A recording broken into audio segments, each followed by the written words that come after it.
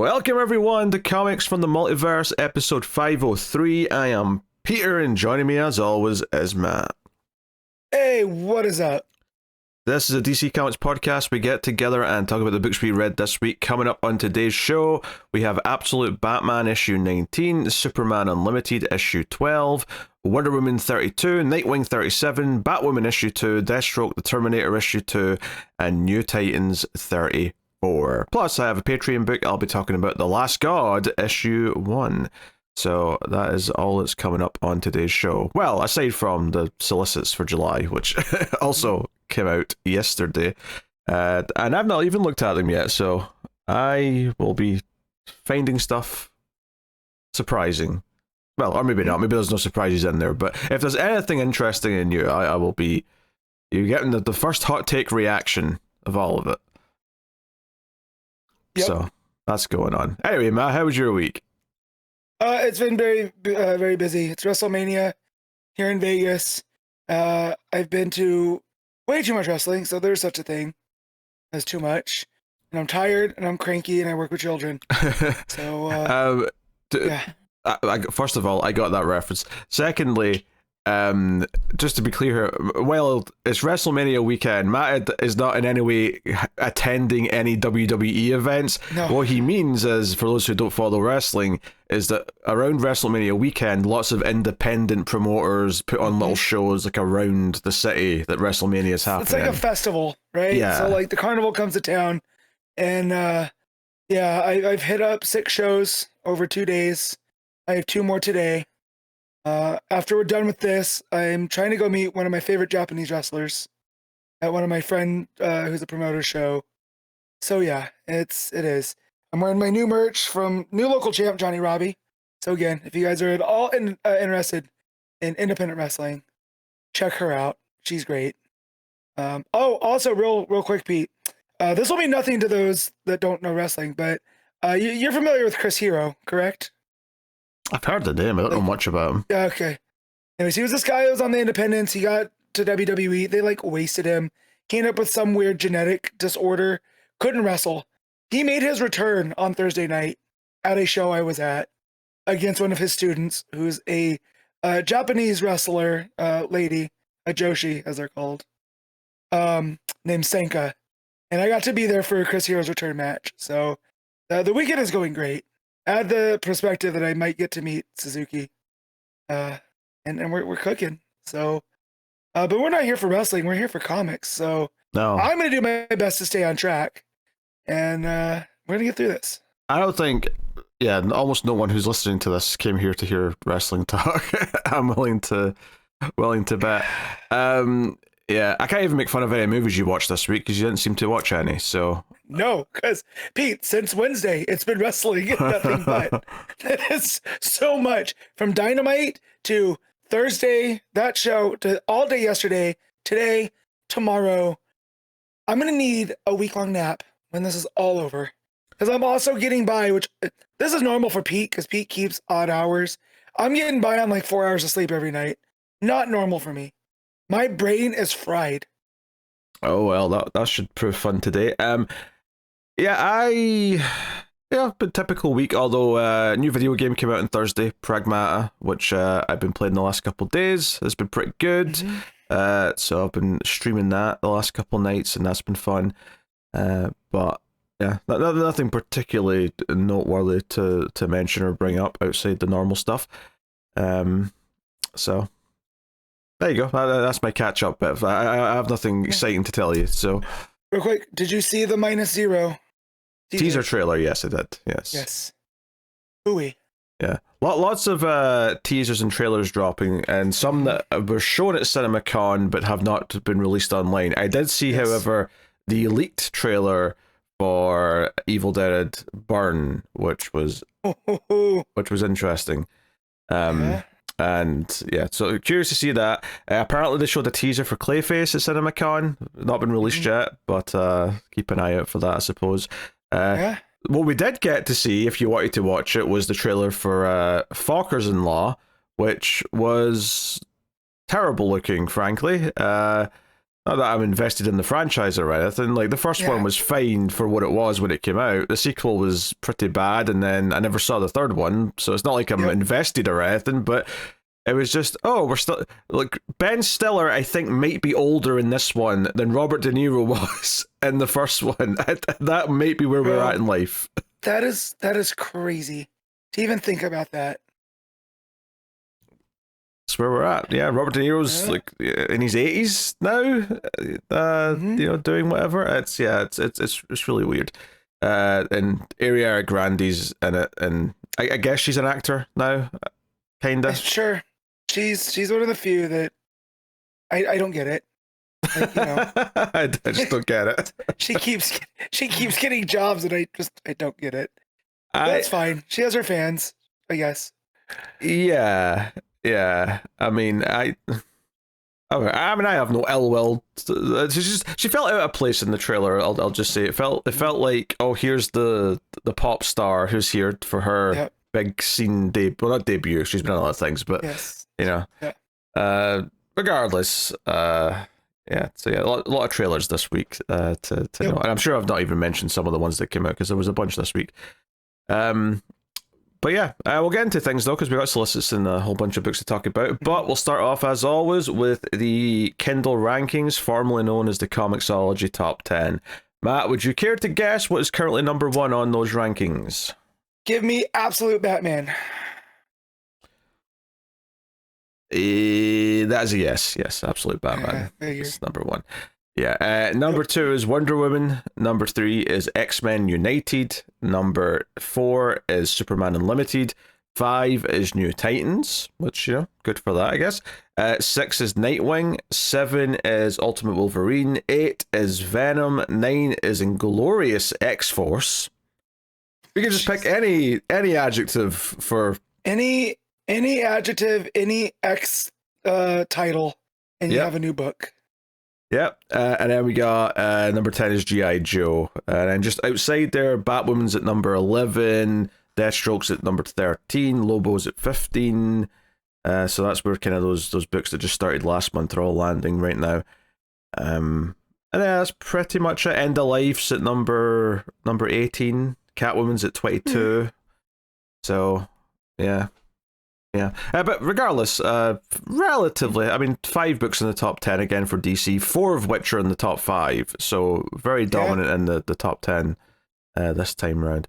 And I'm just glad to see Nightwing's trending a bit higher than it had been, because the Waters run's been very good, so I'm pleased to see that. I think word of mouth's getting out there. So yeah, so that's good stuff. But that is that. Which will lead us to the July solicitations for DC Comics. So we'll go through, as we always do, when these come out. And the first thing here is the milestone number issue, Action Comics 1100 is hitting, which feels weird to say because it feels like yesterday we were doing issue 1000 with Bendis. Kind of like that was his coming. Yes, that was when Bendis came, even, you might say. But, they did do... Really made a mess of things. Well, that's usually what happens when when Bendis comes, yes. But, I mean, to be fair, they did have, that 3-month period where it was weekly and things like that, so they have sped it up a little bit here or there. But as you'd expect, it's an oversized issue. It's got seemingly a story by all the current Superman writers and Supergirl as well, because Sophie Campbell's name's in there. But story by Slott, story by Williamson, story by Wade, story by Campbell. There you go. Boom. Simple, easy enough. It'll advance or tie into all the ongoing Superman books. And then all of those artists too. So you got Patridge, Sook, Mora, and Meyer, which that is a murderer's row of creatives. So I'll take your word for it. I don't see any artists listed where I'm looking. It's in the solicit right there. It's at the bottom. Oh, okay, I see. Brought to life by All Star Arts. Yeah. Cool. Yep. So no, should be a big issue. We'll see how that goes. But moving onwards, more Superman shenanigans. We got Superman 2026 Annual, which is called. So this is the thing. So let's just look at the history of how they've done the annuals, right? For a long time, it was just annual number 1, annual number 2, and it didn't really matter what year they came out on. So if you look at, say, Superman from like the old numbering, it got up to like annual number 13 or something like that over the course of like 30 years. Then they changed it a couple of years ago to just be, oh, this is the Superman 2026 annual issue 1, and just do that every year. Okay, makes enough sense. This is the Superman 2026 annual, but it's got a subtitle. It's Superman 2026 annual year 1000 issue 1, which I'm going to say is a bit messy. I don't like it. Bit too much there. Really trying to milk those sales, right? But that's that number 1. This is for those of us who felt there just wasn't enough Joshua Williamson Superman on a monthly scale, so we're getting another Williamson issue of Superman. So that's fun. You've said that, Pete. You can't get enough Williamson. The sarcasm, my dear boy. Sarcasm. Hey, you manifested it. So this is on you. Yeah, so this is dealing with basically where Superman's went after KO, it looks like. Doing King Omega stuff and whatnot. I guess that means that we have to read it, and I'm not looking forward to it. Yeah, also in this solicits, it looks like that it's going to lead into Williamson's Legion. So this is right up here. This is going to be Pete's Book of the Year. Oh, yeah. I guess. Yeah. Yeah, I'll read it off the top of a building on my way down to the concrete. Maybe I'll get through a page or two before I splat. Man, you're a quick reader. Terminal velocity is what it is. If you get through a page or two, oof. Next up, we have Justice League Night Vision Special Issue 1. Let's see what this is. But Night with a K. Night with a K, yes, to be precise. So this has got Joshua Williamson and Mark Waid both listed as writers, with art by Miguel Bedoncia and Carmine Di Giandomenico. Now, whether or not that's just 2 stories or a mixed team, let's read this text and see what it says.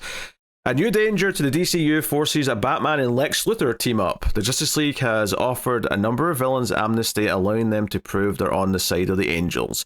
But what they didn't see coming was the void that would leave in the world of supervillains. Batman and Lex Luthor must work together to investigate a Justice League villain who wants to fill that void, capitalizing on shifting priorities and visions of the future of the DC Universe's champion saw at the end of the DC KO to create a new dangerous weapon. Blah blah, can they stop it?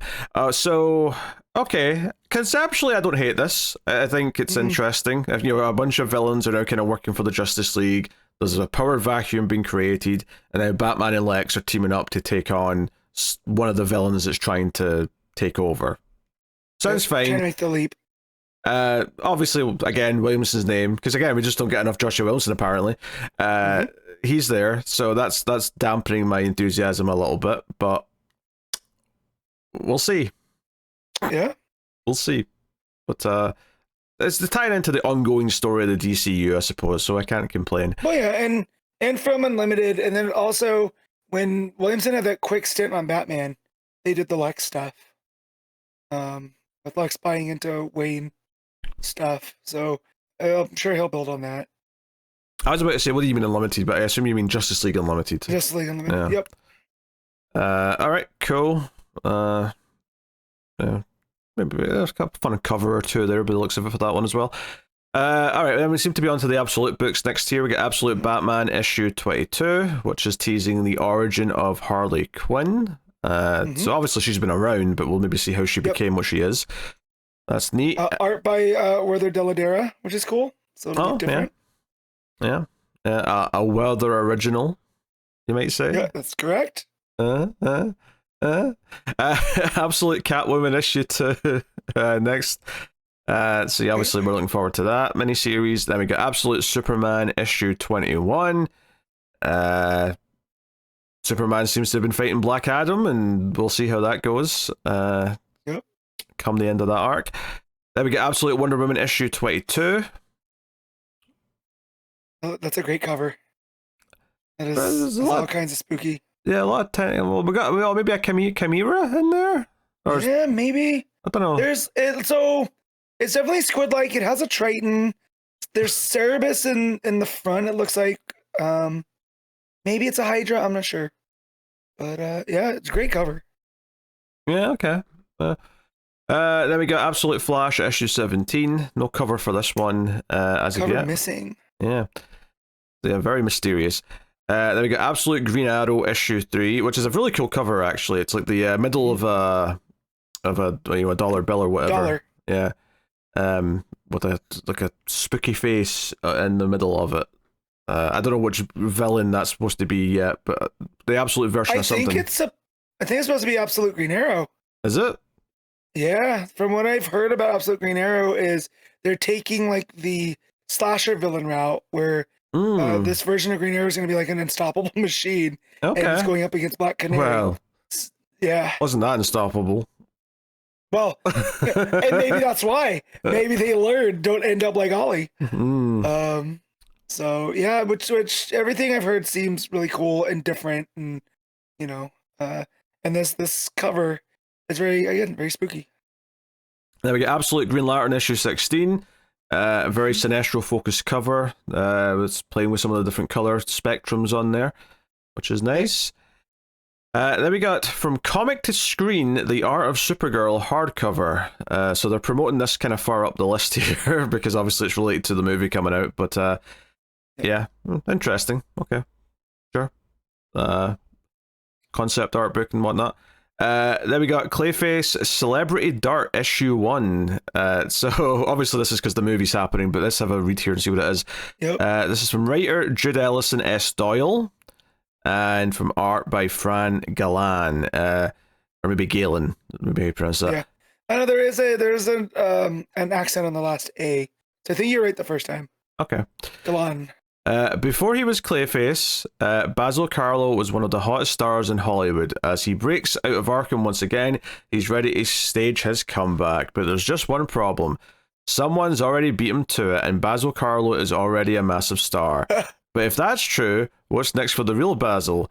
And what does his predicament have to do with a young woman disappearing in Los Angeles and a new supplement causing hideous transformation in its users? Acclaimed horror writer Jude Ellison S. Doyle and a rising star artist, blah blah blah. Now, correct me if I'm wrong. Wasn't there a pretty good Clayface miniseries like 3 years ago or something like that? I seem to recall. I don't think it was a mini. I don't think it was a mini. Was it not maybe a one shot? Yeah, maybe it was the one shot with the One Bad Day. Oh, it may have been. That's maybe what I'm thinking of. I seem to remember, him trying to go back to his acting roots for an issue, and I thought that was a miniseries. I mean, it's neat that we're getting a Clayface miniseries, presumably here. I'll always say more Clayface. Yeah. So I like this, and it's bringing in like this kind of the underside of Hollywood, which I think Clayface fits in real well with. Yeah. Also, there's a really cool horror movie looking poster. And the fact, none of the plot sounds necessarily specifically horror. The fact that they've got a horror author and they've got some horror themed covers does kind of maybe point it in a direction, which is neat.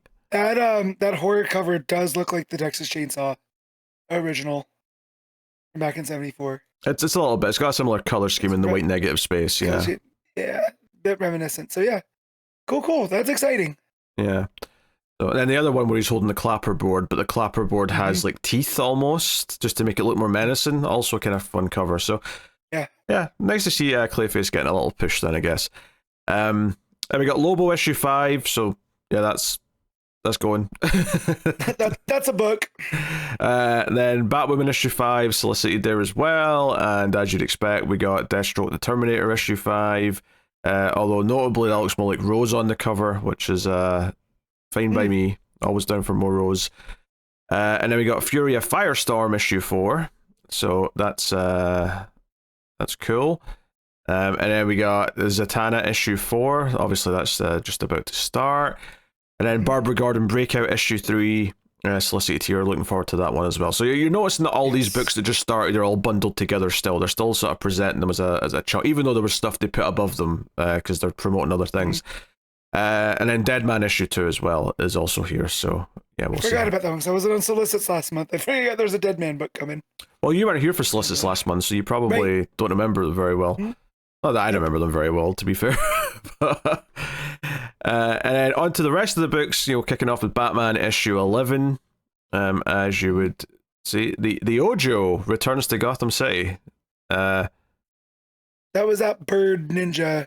Right, okay, I was going to say, Ojo. Who's the Ojo? As if I'm supposed to know who the Ojo is. On the date issue that we loved. Yes. Batman lost his Ojo, but now he's found it again. And we got Poison Ivy 46. So that's ticking along. We got Nightwing 140. So looking forward to that. It's a great cover. Yep. Just Nightwing's fist. So it's doing the kind of the Western kind of thing where it's we're just behind his fist as he's looking at the door to this dive bar. Yeah, God, it looks good. Yep, good stuff. And then we got Batgirl issue 21. That's a phenomenal cover, that. Yeah? It's like Batgirl looking up into a light and it's really moody and dark, but like her eyes are like jail bars and there's like little flowers like sort of like drifting out of them. And she's reaching out from the bars behind the mask. Right, that's right. Yeah. Yeah, that's really nice. That's a really cool cover. So, nice. I got Segovia on art. So I don't know if that's new, but notice it's not Miyazawa. Oh, sure. Yeah, I mean, that happened before as well. Between the last, or during the last arc even, there was an issue or two off. Catwoman 89 is there next. That's also got a pretty nice cover, to be fair. We got Detective Comics 1111, or 1111, if you will. So still doing the Batman, Green Arrow, Black Canary team up by that issue. And then we got another annual issue. We got Detective Comics 2026 annual issue 1. No fancy name for this one. However, we do have to put up with Lobo apparently in the annual. So, but there's some highlights. Dave Velvig, I can't ever say his last name. Velgos, who did that Man Bat miniseries that we enjoyed. Okay. And he's been an editor for Batman forever. So him popping in with Tom Taylor, and I see Nicola Scott on art. So I can deal with Lobo for that, I think. Yeah, no, I mean, I'll read it. It's still Taylor writing, and then, the backup might be good too, but, it's not the most exciting thing I can see in a comic cover. Then we got Harley Quinn 64, so that's trucking along as ever. Then we have The Flash 35, so that run continues on with Ryan North. Then Superman Unlimited issue 15, which is paying off more with this young John stuff that's set up in this week's issue, so we'll get to that later. Yep. Then we got Supergirl issue 15, seemingly sort of wrapping up maybe the arc that we're currently on in that book. Yep. Superman issue 40, we have some Manchester Black stuff, which obviously has been set up just recently, but more prime time. Prime time, yep. Yep.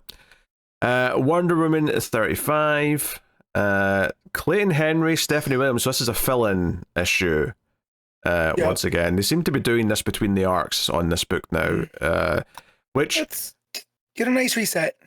I appreciate it in the sense that we can just have Sampere on all the Tom Taylor Tom King issues, I should say. Hey, you did it for the first time in forever. Yeah, and that's cool.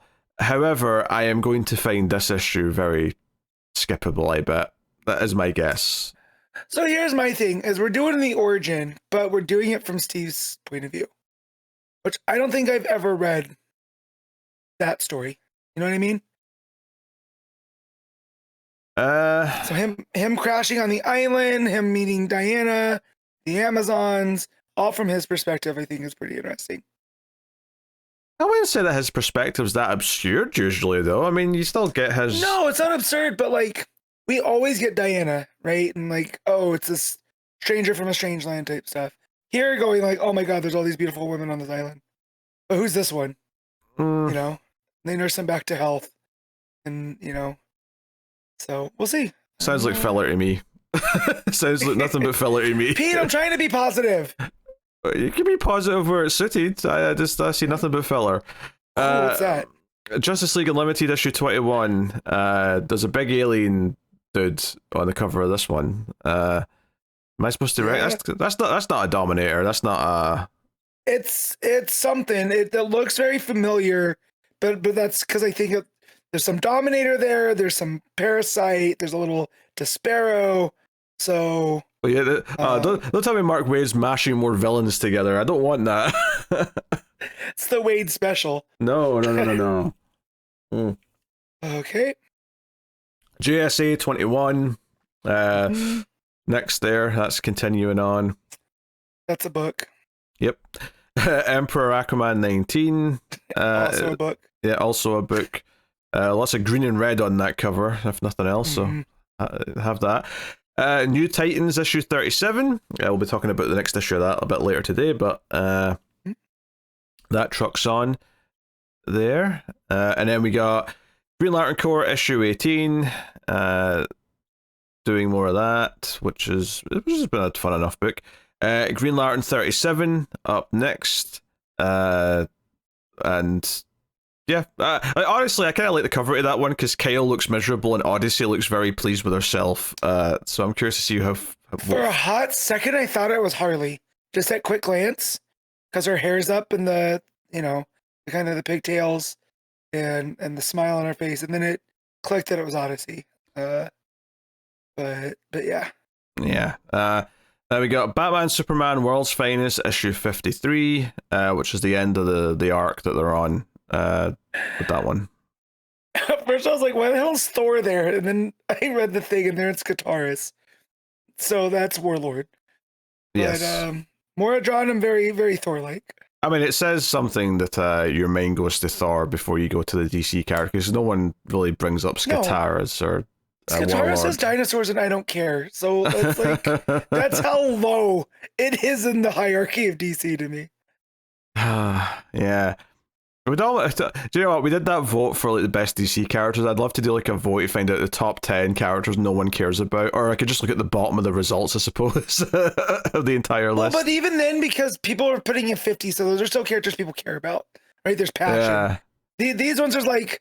Yeah, I'll just tell you right now, I'm pretty sure Warlord didn't get a single point in that vote. And why would he? He hasn't been relevant to us, and pops up every so often in something like this. So everyone confuses him with Oliver Queen because of the goatee. Mm-hmm. But yeah. This next book though, this has me peaked. Yeah, Batman Superman World's Finest 2026 Annual Issue 1. As what it says, but the cover is Alfred and Jonathan Kent there. So yeah. So is this one you want to read then, despite not reading the main book anymore? Yes. Yep. It's got Mark Russell, who I'm a big fan of, and then with Mark Waid. So I'm sure it'll bring some of that Mark Russell wit there. But yeah, just Alfred and Pa Kent. I think that's a team up I need to read. Yeah, well, there's also check this. Put me down for this one. There's also a backup, which is Bruce Wayne and Lois get on a date. So that might be the Russell story. Not a fan of that. That just is wrong. But Nah, that's funny. Like early days before Superman and Lois are married, like Batman knowing who Superman is and intentionally dating Lois to piss him off is quite funny to me. Dick move. It's against the bro code. Don't do that. DC's Hot Girl Summer issue 1. So I hope they're paying the person that's naming these well, because everyone comes out is a good chuckle. Yeah, this is an 80-page $10 anthology book that we will definitely not be reading on the show, but it's there if you want it. They do like 4 or 5 of these a year now, right? They do one for Valentine's, They do one for apparently summer, they'll do one for Christmas. One for Halloween, and then maybe not quite the exact same thing, but you'll probably get like a Pride Month one, and then sometimes you get the Asian Heritage Month one as well. So, or maybe Black History Month. So yeah, there might be like 7 or 8 of these a year now. They cycle these through, and they're good for anthologies, and it gets some of these up and coming writers or writers you haven't seen in a while working on characters that need a spotlight. So like here, this one's gonna have Hot Girl, Catwoman, Red Hood, which like that's pretty standard. But then Grace Choi and Thunder, Shining Knight, Kid Quick. I feel like I should know Kid Quick and ringing a bell, but it's not. So, and then more female Furies. So, I like that it spreads around, reminds you that DC is a big universe. Yeah, but I always find these anthologies tedious to read, so I will be not bothering, thank you. Adventures of Superman, the Book of El, issue 10, so getting towards the end of that series with that issue. And then you got DC Sonic the Hedgehog, the Metal Legion, issue 3. This one has villains from Sonic dressing as DC villains, so we got Robotnik in a Lex Luthor suit. Yep. And someone... I don't know any of these. Yeah, I think that's like Metal Sonic or something like that, who's in the Reverse Flash outfit, and then I don't know who's in the Black Manta outfit, but that's what that is. Gotcha. So, yeah, good luck with that. But would you believe that Sonic doesn't have enough villains to do like a proper villain crossover thing with DC, who's got tons of villains? Yep. Gotham Academy, first year, issue 6. So there you go. And I guess that might be the end of that book. I'm not sure. But yeah, maybe 6 is a pretty good. Yeah. Decent run. And then we got Dark Knights of Steel 2, issue 1. So that's been a long time coming. That's been kind of in the workings. We got Otto Schmidt on art, and Otto Schmidt wasn't the artist on the first book. No, it was Putri. I'm going to be honest. Cover. I think that Schmidt might be an upgrade for me. I mean, taste. I like Putri's art a lot, but I think Schmidt can keep a schedule a bit easier. So, which I feel like this book needs because there were big gaps the last time. Yeah, there was a few big gaps in that first 12 issues, so maybe this one will circumvent that. But I mean, there's been a huge gap between 1 and 2, so you would hope that they got ahead or something. Yeah. So I mean, I hope this is good. I mean, my favorite stuff from that world was the Aquaman backup and then All Winter. So I'm hoping that some of that magic can sort of feed back into the main story with this one. And it seems like it because it's talking about an ancient violent war bruised beneath the waves. So I feel like that's where we're going. Yep. So we'll see how Dark Knights of Steel pays off. And then we get another book tied into that. We got Dark Knights of Steel, Heir to the Sea, issue 1, which is Tom Taylor and Riccardo Federici on art, and this is doing some Aquaman tie-in stuff to Dark Knights of Steel. So then this is the team that was on that backup that I liked in the first series. So that's neat. That's cool. I'm excited for that. So I guess that's how Federici and Aquaman just go together. I guess that's how they make that first month of this coming back feel special, as you get this extra one shot to go along with it. Well, I'm assuming it's a one shot. Anyway, I mean, maybe it's a mini-series, but I assume it's a one shot. And then we got Supergirl Survive, issue 2, which this is an Elseworld, I think. This is one I didn't know existed because I missed Solicits last time. This is Supergirl and Young Cal, right? Yeah, that's right. Yeah. That's the Elseworld. I was trying to remember what it was there for a second. So that's good. So we'll see how that is when it launches. And then we got Superman Father of Tomorrow, issue 3, which is the other Elseworld, which I do remember this one. This is the one with Jor-El comes to Earth instead of Baby Kal-El. Yes. Yeah. So that's that. And then we got 100 Bullets, the US of Anger, issue 1. So this is the 100 Bullets sequel by Brian Azzarello, part of the Vertigo lineup. This is one that we will not be trying. It's simply because neither of us have read 100 Bullets, so it just feels pointless. And it's just like the next part of 100 Bullets. So we'd be coming in at the middle. But I do like the title, US of Anger, because yes, that is us as of late. So, yeah. Okay. And then we got Bleeding Hearts, issue 6. To stick with this Vertigo lineup, End of Life, issue 6. The Peril of the Brutal Dark and Ezra Kane Mystery, issue 6. And some of these are the final issues of these. It's worth mentioning. And that's actually a really cool cover for Ezra Kane. Look, I love an airship. A Zeppelin in that time period. You get the Art Deco, the buildings, and that's what we got on this cover. So, which I don't know how much I love that book. Sure. Already. And then we got Nice House by the Sea, issue 11, penultimate issue of this particular series. So that's cool. All right, Titan, don't call us out. The first piece of this list is everything you knew is wrong. All right, well, you're the storyteller. So if that's it, Yeah, excuse us for thinking things through. He's just enjoying playing as like a fiddle. That's all. He's feeling himself, right?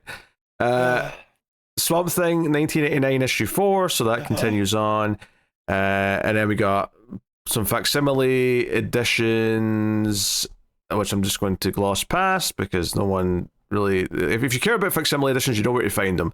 I'll just go down to the collections and we'll continue from there. Aquamana team. Okay, I get it. Aquamana team. Okay, I get the pun. Like a manatee. Yeah.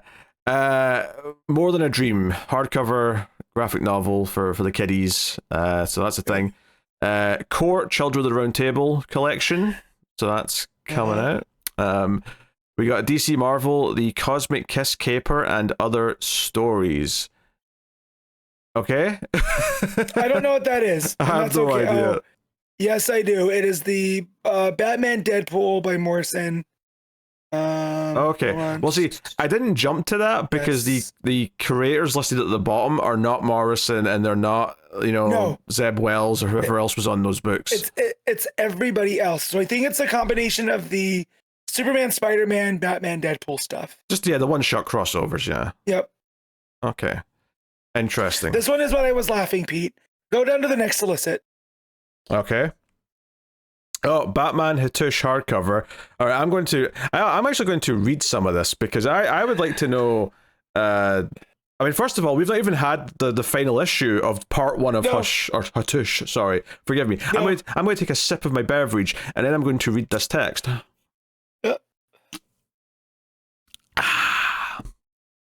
Two legendary creators, one incredible story. Yeah, okay.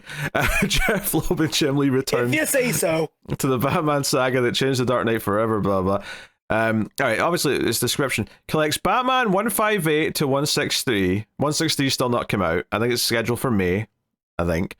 And the Hatush Prelude from Justice League Unlimited issue 1.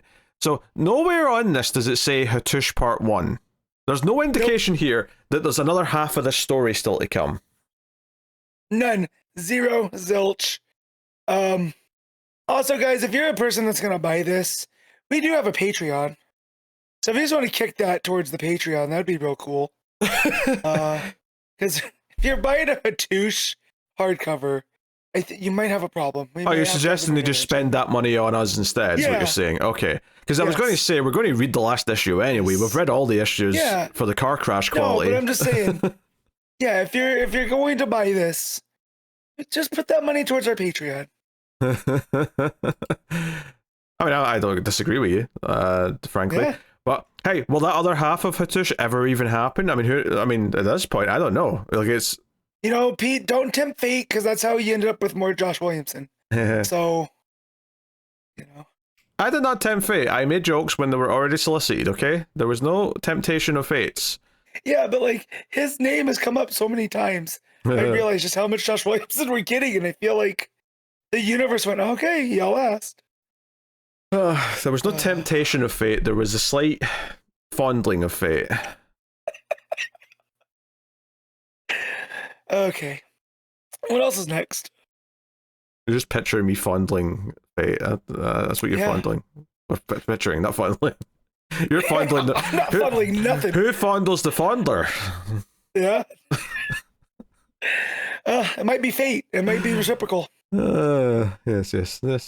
Batman Gargoyle of Gotham Deluxe Edition. Yeah, because issue 4 of that's finally coming out in June. So, and I enjoyed the first issue of this well enough, but it took so long for issue 2. I don't know if I read issue 2, but I definitely didn't read issue 3 because it was so much time later I'd completely forgotten the book by then. Yeah. I'd be interested in reading it collected though. Now it's all going to be together because it was an interesting looking Batman. Enough. It had a super creepy villain. Mm-hmm. So. Yep. So that's cool that's getting the hardcover, the deluxe hardcover treatment no less. Then we got Absolute Batman Volume 3 hardcover, issues 15 to 18, which doesn't sound like a whole lot, but it also has the annual and Absolute Batman Arc M special, so still, it's still over 6 issues worth, all in. And to be fair, that Arc M special is essential to the ongoing thing. And the annual is fun as well, so there's nothing bad in there. So that's cool. That's also in trade as well as hardcover. We got Batman White Knight Presents Generation Joker softcover. We got Batman The Dark Knight Returns softcover. New printing, obviously. This has been printed many times. There's also a new deluxe hardcover of Dark Knight Returns, solicited here. Harley and Ivy Life and Crimes softcover. Then we got Poison Ivy Deluxe Edition Volume 1 hardcover. So they're actually doing Wilson's run from the start in deluxe. Yeah. And this is issues 1 to 12, and then like 1 or 2 like tie-in one-shots. So yeah, beefy chunk of this collection. So, which is interesting because obviously when Rebirth started, they did go back and do a lot of those Rebirth, like early Rebirth runs in deluxe. I feel like it's been a little while since one of the modern running series has started getting deluxe treatment, so I think it's interesting that this run's been going long enough that I think this and World's Finest are the two that are like starting to get deluxes, even though they're still ongoing. So curious to see that, but obviously it's selling well that they're happy to do that.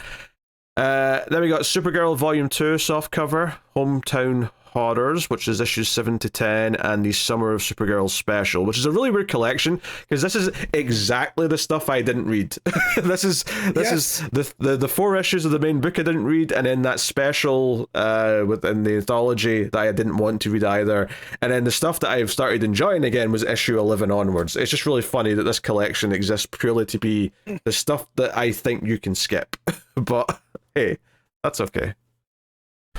That's okay. Then we got Green Lantern Volume 6 with this ring, which is the soft cover, just the next part. It says issues 28 to 33 of the current Green Lantern run. And then Green Lantern Corps Volume 2, New World Order, which is issues 10 to 13, plus the KO Galactic Slam special.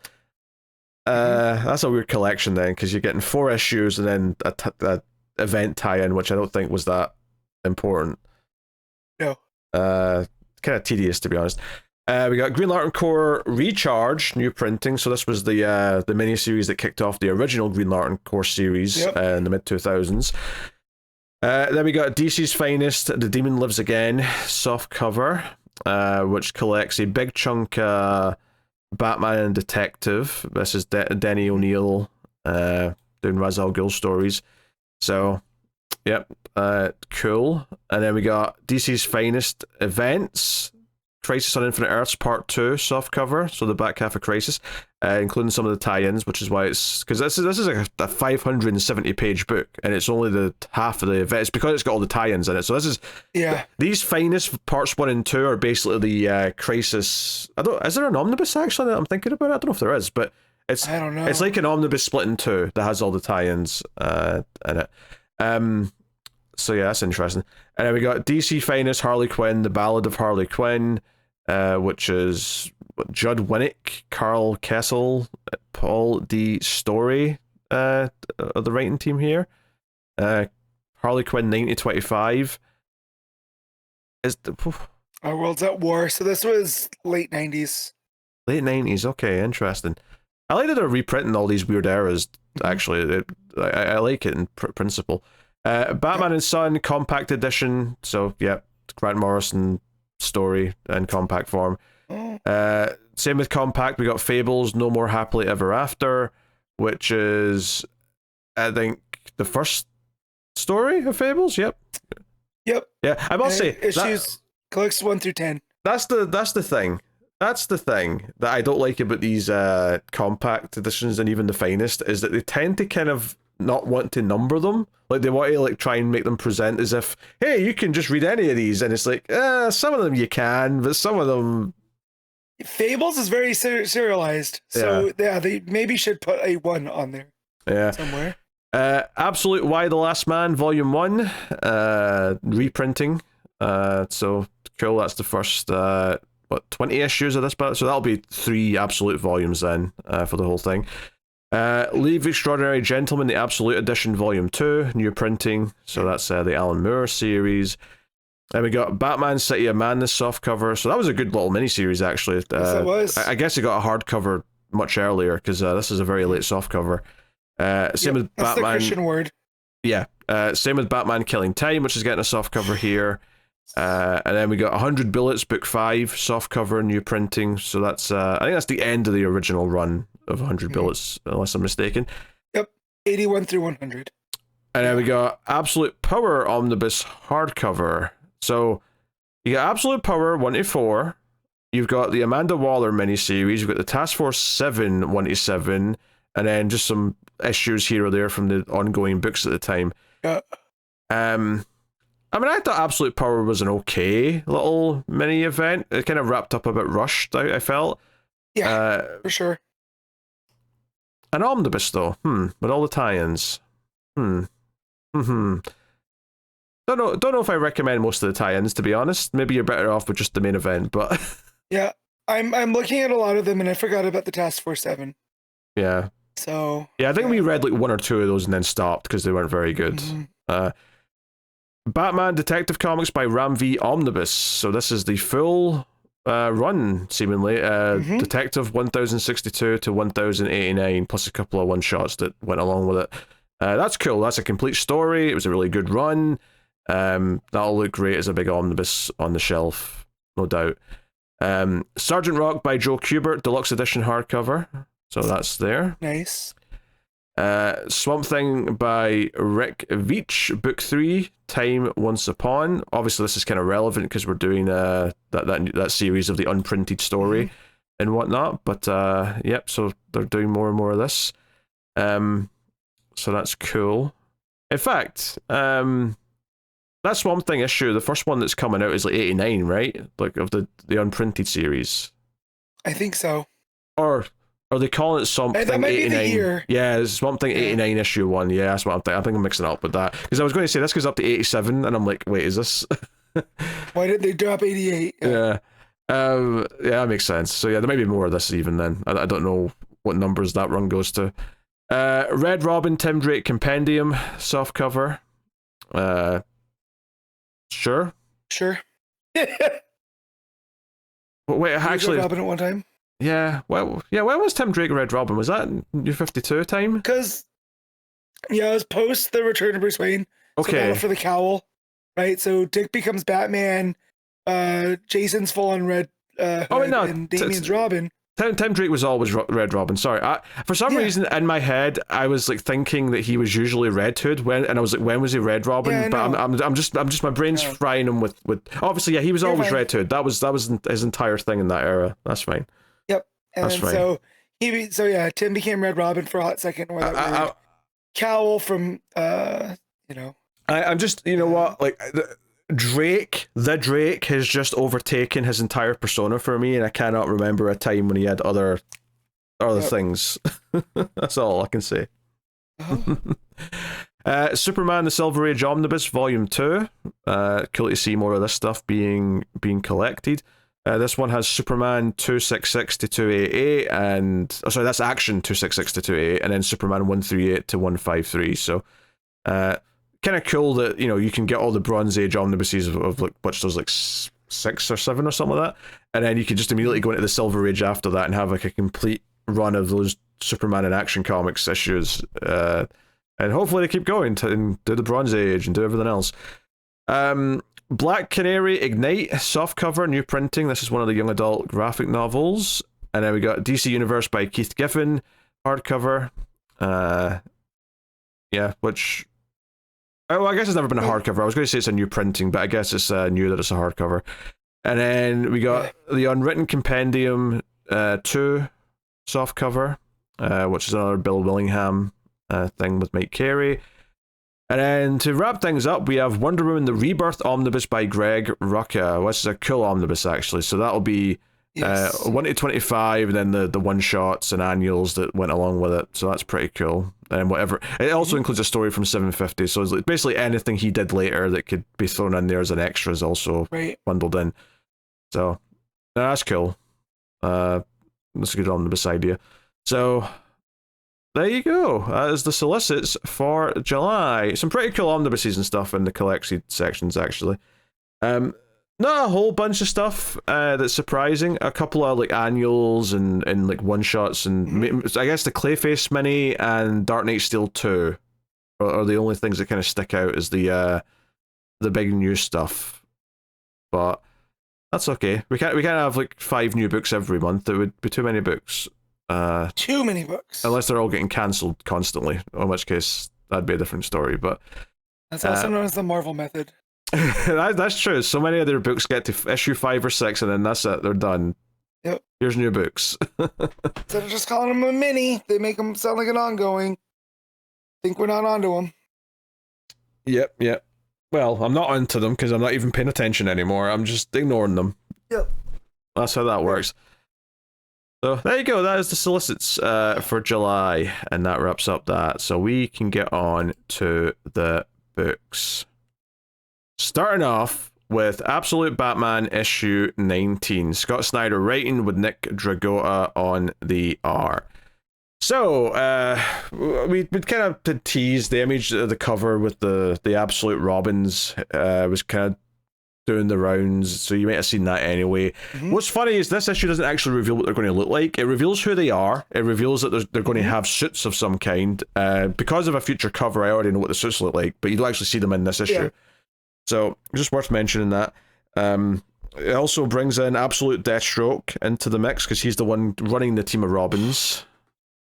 As you do. Which, in the scheme of things, Slade being allied with Dick Grayson is hilarious.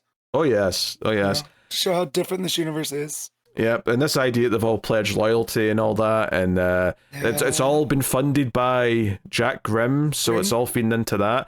But that's not even the biggest revelation of the issue, because that's obviously exciting, and it's like, okay, because I think in your head, you're like, all right, the Robins are going to be this peacekeeping force, and eventually, though, maybe Batman will turn them, maybe they'll become allies down the line, and that's the exciting thing. But this issue has a couple other big things to talk about. One, the introduction of Absolute Scarecrow is up there, right? He's a creepy bastard. Yep. Number 2, Jim Gordon's dead, so we'll get to that.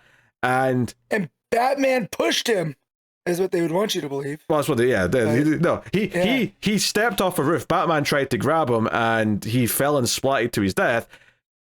But then perhaps the biggest thing that snuck in here that might be really a big deal going forward is the idea that Jack Grimm, or someone, but I'm assuming Jack Grimm, intentionally tried to create Batman. Do you know what's so interesting about this? It's a big leap. Not as much as the one that Gordon took, but it's a leap. I think what was getting to me is I was getting to that part of the issue where it was like, oh, Gordon's got these secret files and it says Project Batman on it, and it's like, oh, go to the zoo, do this, and then that's all we get to see, and he's burning them. He's like, oh, I can't reveal them to you, Bruce, blah, blah, blah. When it was getting to that point and then Gordon died, it sort of dawned on me that up until this point, I was like, Absolute Batman, obviously everyone talks about how bulky he is, and he's got the big axe, and he's got all this stuff, and he's not got money. But in a lot of ways, he's maybe, like, the least changed from his regular version in a lot of ways. Pardon me. He's still Batman, right? He's got the gadgets. He has the sense of justice and wanting to defend Gotham. Yeah. All that stuff is still, true to the character. There's differences, sure, but like it still broadly still feels very Batman-y, right? And we've pointed out the differences, but the mom's still alive, and that's a big deal. I felt like this one, though, this was the one where it was like, oh no, this is how this is different. We're going to kill Gordon, like, early on. We're going to suggest that Batman was not an accidental creation, that it was actually the powers that be trying to turn them into something. Now, I'm assuming Jack Grimm wants Batman to become something of his, and ultimately Batman's going to rebel against him and probably beat him, and that'll be the heroic, good part of the story and all that. But this is the sort of thing where if they tried to pull this shit in the regular universe, I'd be like, no, this is, why are you retconning all this? Is terrible. But in the Absolute universe, I'm like, yeah, you can do this. You can say Batman was an intentional, like, attempt to try to create a vigilante. Go for it. Because in the main universe, trying to make Bruce Wayne this subject of fate when it's a random act of violence, right? That's always what rings out. And that's why he becomes Batman, so it doesn't happen to him. That's different than in Absolute Batman, right? He's pushing up against the system here. He's a lot more with that punk ethos of, this is the system, it's inherently corrupt, I don't want to be a part of it. But what if that system is what created him? What does that make Batman? And I do like that it's playing with that. Yeah, it's interesting that the idea that Jack Grimm has all these different experiments and ideas, things that he tries to create, and like, you know, Scarecrow's almost certainly one of his creations. In fact, we might have even seen his name in one of the cells back when we were going through Arkham. I can't remember. It's been a while. Real quick, someone asked Scott Snyder on social media that are these crows at the zoo in the flashback? Right? The crows that we see associated with Scarecrow. And Snyder only responded, "That's a pretty good eye you have. Keep reading." So someone went back after reading this issue, went back, saw this, went back to those issues, and there's some little subtle hints of what might be going on. So I think that's super cool. Okay, but just to jump in from one point there, what do you mean crows that we associate with Scarecrow? Because I wouldn't say that in the regular universe we've ever associated crows with Scarecrow. No. The crows that we get here from the beginning, when he, you know, attacks those farm guys. Yeah, but right? but I'm saying, so this revelation came after this issue. This was not something people noticed beforehand. No. Right. Yes, it says no. This was the person read this issue, went back to read the stuff at the zoo, right? Saw crows in those panels. And it was like, oh my God, it's almost like they're harbingers, right? And then when you see the crows here with Gordon, right before he jumps, you know, takes that short walk off a long building. Yeah. Long walk off a short building. Yeah, so I mean, just to get into this intro then. So we're basically, there's a couple of farmers and they're working out there, and the straw man, we're calling him, as the title of the issue, shows up. And Scarecrow here has like a hat, and he has like kind of a Scarecrow-esque face, but he's wearing like a suit. So he's kind of like a kind of Scarecrow meets like 30s gangster almost. Like he's got that kind of look going for him. But he's got those button eyes on the mask. Yes. Right? I'm assuming it's a mask and not his actual face, you know, because he says maybe this isn't a mask. Right? And you're just like, oh, again, Snyder's outdone himself in creepiness. Just every time I think that he's done the worst he can in Absolute Batman, he drops a new figure on us. Yeah. Well, I actually think it was clear that it wasn't a mask. Like, I think these two guys say, oh, that's some mask you've got there. As soon as they said that, I'm like, oh, it's not a mask. Like, they're saying that because it's the only way they can, like, process what they're looking at. And and the Scarecrow just kind of goes along with it until afterwards where he's like, oh, maybe it's not a mask. So basically what he does here is he sprays something in one of the guy's faces after he's claimed that the other guy was cheating on him, like having sex with his wife. And after he sprays something in his face, the guy gets like blindingly angry, right? Where he goes to murder the friend and does so by beating him and then running over him with the harvester, whatever it is. Carmine. Yeah. And then afterwards he kind of sobers up and sort of realizes what he's done, and he's like, wait, no, I didn't want to do that. And he starts freaking out. And then he's like, I'm going to go... And he actually says a line here that made me laugh, where he's like, oh, we can still save him. I'll scoop up... It's like, if you're saying scoop, if you're saying the word scoop to describe picking a person up, it's over. No, if you need a ladle to help your friend, he's not your friend anymore. Yeah. Your friend is gone. And then this little biplane comes in and crashes into him, and like Scarecrow walks off. Yeah, because after he blows that smoke in the guy's face, and we think that's where he dosed him with the toxin, all these crows are starting to fly around, and like they're manifesting, and they manifest around this crop dusting plane, and they end up bringing it down, and it crashes into the combine. Yeah. It's interesting because it felt more like anger, and he even says, I got so angry, and then Scarecrow says, no, not anger, that was fear. And to be fair, like obviously later on, it's implied that Scarecrow has dosed Gordon, and that's why Gordon's so scared to show these files, and that's why he goes off. So Scarecrow effectively killed Jim Gordon in the Absolute Universe, and that's kind of a big deal, right? That kind of elevates him quite a bit beyond normal. But yeah, super creepy, super, very different take on Scarecrow. The way he comes walking out of the cornfield, right? That's nightmares. He's a lot more, I guess, suave than typically you think of as Scarecrow, but still creepy. Yeah, because his name is Jonathan Crane, they always try to hit the Ichabod Crane iconography from Legend of Sleepy Hollow, where he's this really lanky guy, and that's where a lot of the creepiness comes from.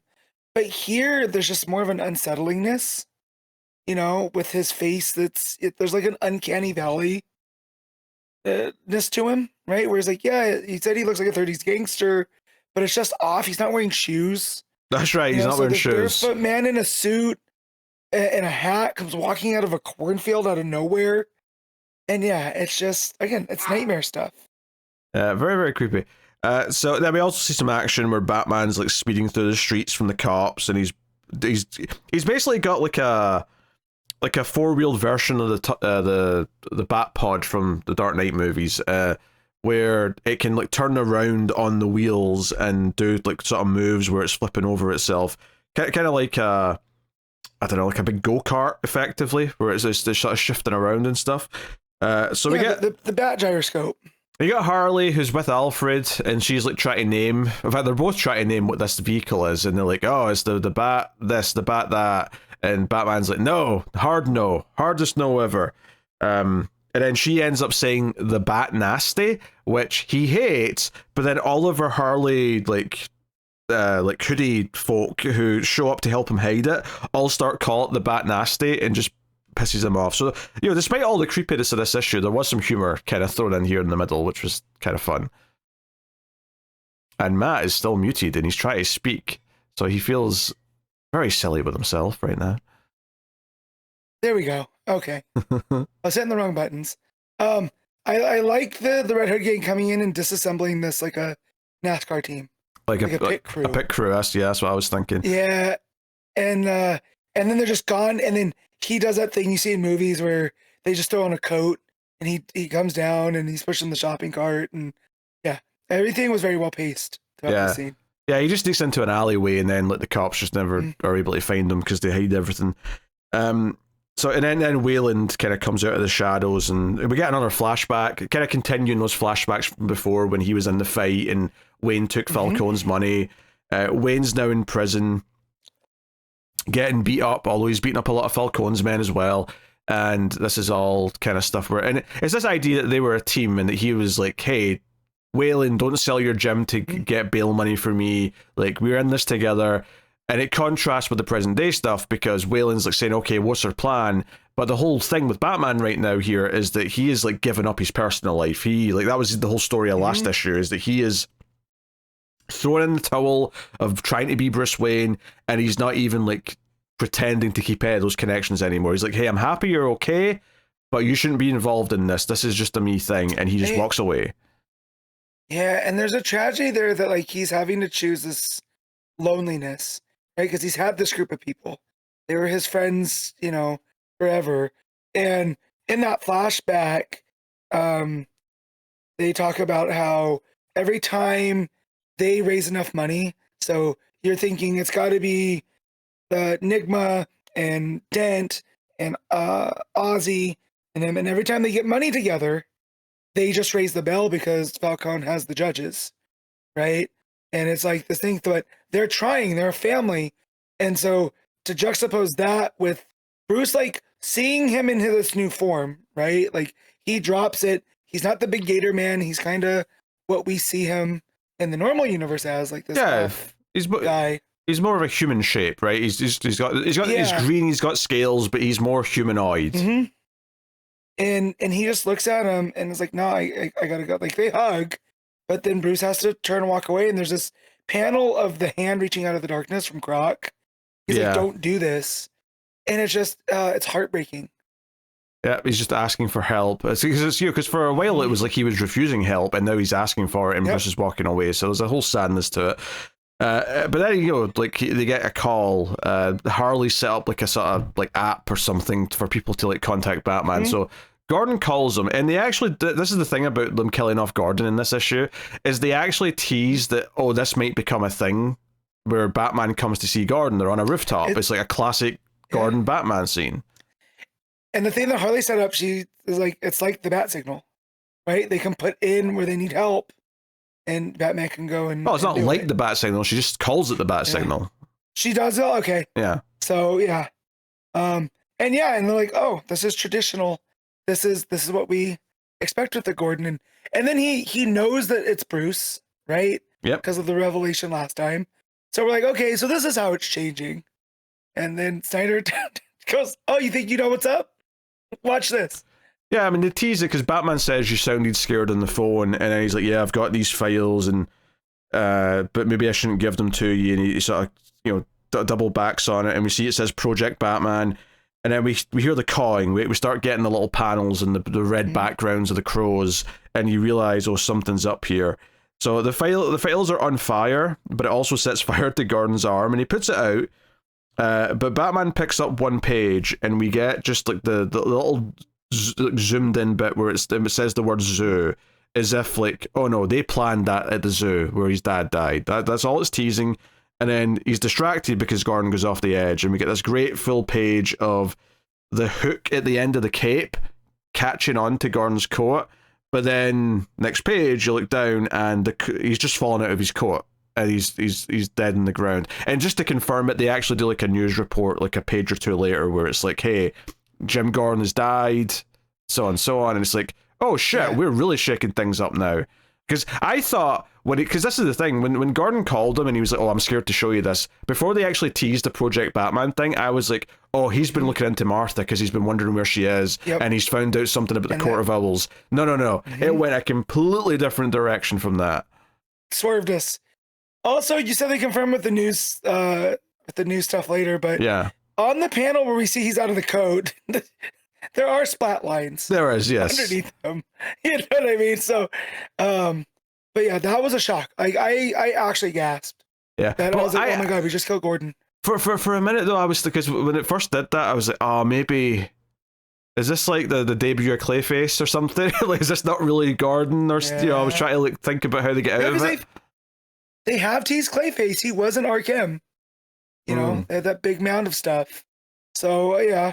But yeah, so after that, so Bruce is like on the rooftop. He's taken aback. He looks across and sees in the window everybody's staring, like in the building across. And he sees just like a small, like a light from a lighter. And he looks into it, and it's Scarecrow. And again, the creeps. That entire scene, and it's all done without dialogue. There's no narrative.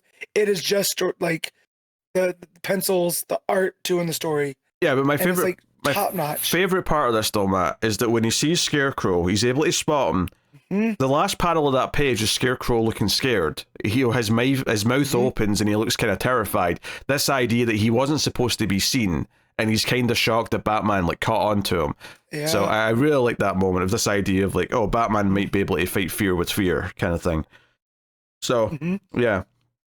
And we get another flashback where Gordon tries to stop Bruce from like talking to Falcone and try to help him with his life. But Bruce goes with Falcone because Falcone's saying, hey, half that money was yours to pay back. The other half is your girlfriend, Selena Kyle. And he's basically like suggesting that she's going to have to go and like work it off as a hooker to like pay him back. Mm-hmm. So he gets Bruce in the car to go and do stuff for him. And it's left ambiguous as to what exactly that's going to be. But again, it's this idea of him like, falling into this bad group of people and so on. So it's setting up more stuff. But we get the news reports of everything, and the fact that it looks like Batman did this. Like, people are, we looked up, Batman was there, he pushed him off the roof. And this kind of motivates the fact that they introduce Slade Wilson, who has only one arm and no legs, because he's got like metal legs that he puts on, and he also puts on like a fake like beard. He's got like a little cover for his face. So he's missing any identifiable features, right? So the nose, the ears, he's missing an eye already in the classic Slade eye patch. He's like a husk. Like, if this is supposed to be a super soldier, what has he gone through? Well, it did make me wonder though, like, technically, is this really even Slade Wilson, or is this just someone who's putting on all the parts to look like Slade Wilson? Right. It's well, maybe. I'm gonna choose right now to believe this version of Deathstroke, because when we got introduced to him, he was in that big thing of armor, right? So maybe that's what's keeping it together, and this is how he makes his civilian appearances, right? You can't be scared of the people with no nose and all that type of stuff. Is all of this just new because of what happened when he was in the armor, or was he already like this in the armor? I don't know. I think he was already like this in the armor. Okay. That's what I'm choosing to go with. But yeah, and that's or maybe the armor is him, right? So how he's putting on the prosthetics here, that's how he gets into the armor. So it's like one of the mechs, right? And that's what gives him the super solderness. I don't know, but it was creepy. Him assembling his face too, kind of matching the Scarecrow a little bit. He's putting it all on like it's all like makeup and prosthetics. It's like none of the features are actually his anymore, but he's choosing to look like Slade Wilson. But I mean, maybe there'll be a twist there later on about because if this isn't really him and it's just someone else who's looking like him, then that's another kettle of fish. But he is announcing the Robins, this initiative to fight crime in Gotham, and we get kind of like a montage page basically saying, oh, we had this academy, we've got all these people, and it describes all the characters that you might, I mean, well, most of them are expected, one or two might be fun additions you didn't see coming. So we have Tim Drake signing his name, we got Stephanie Brown, that's a fun pool.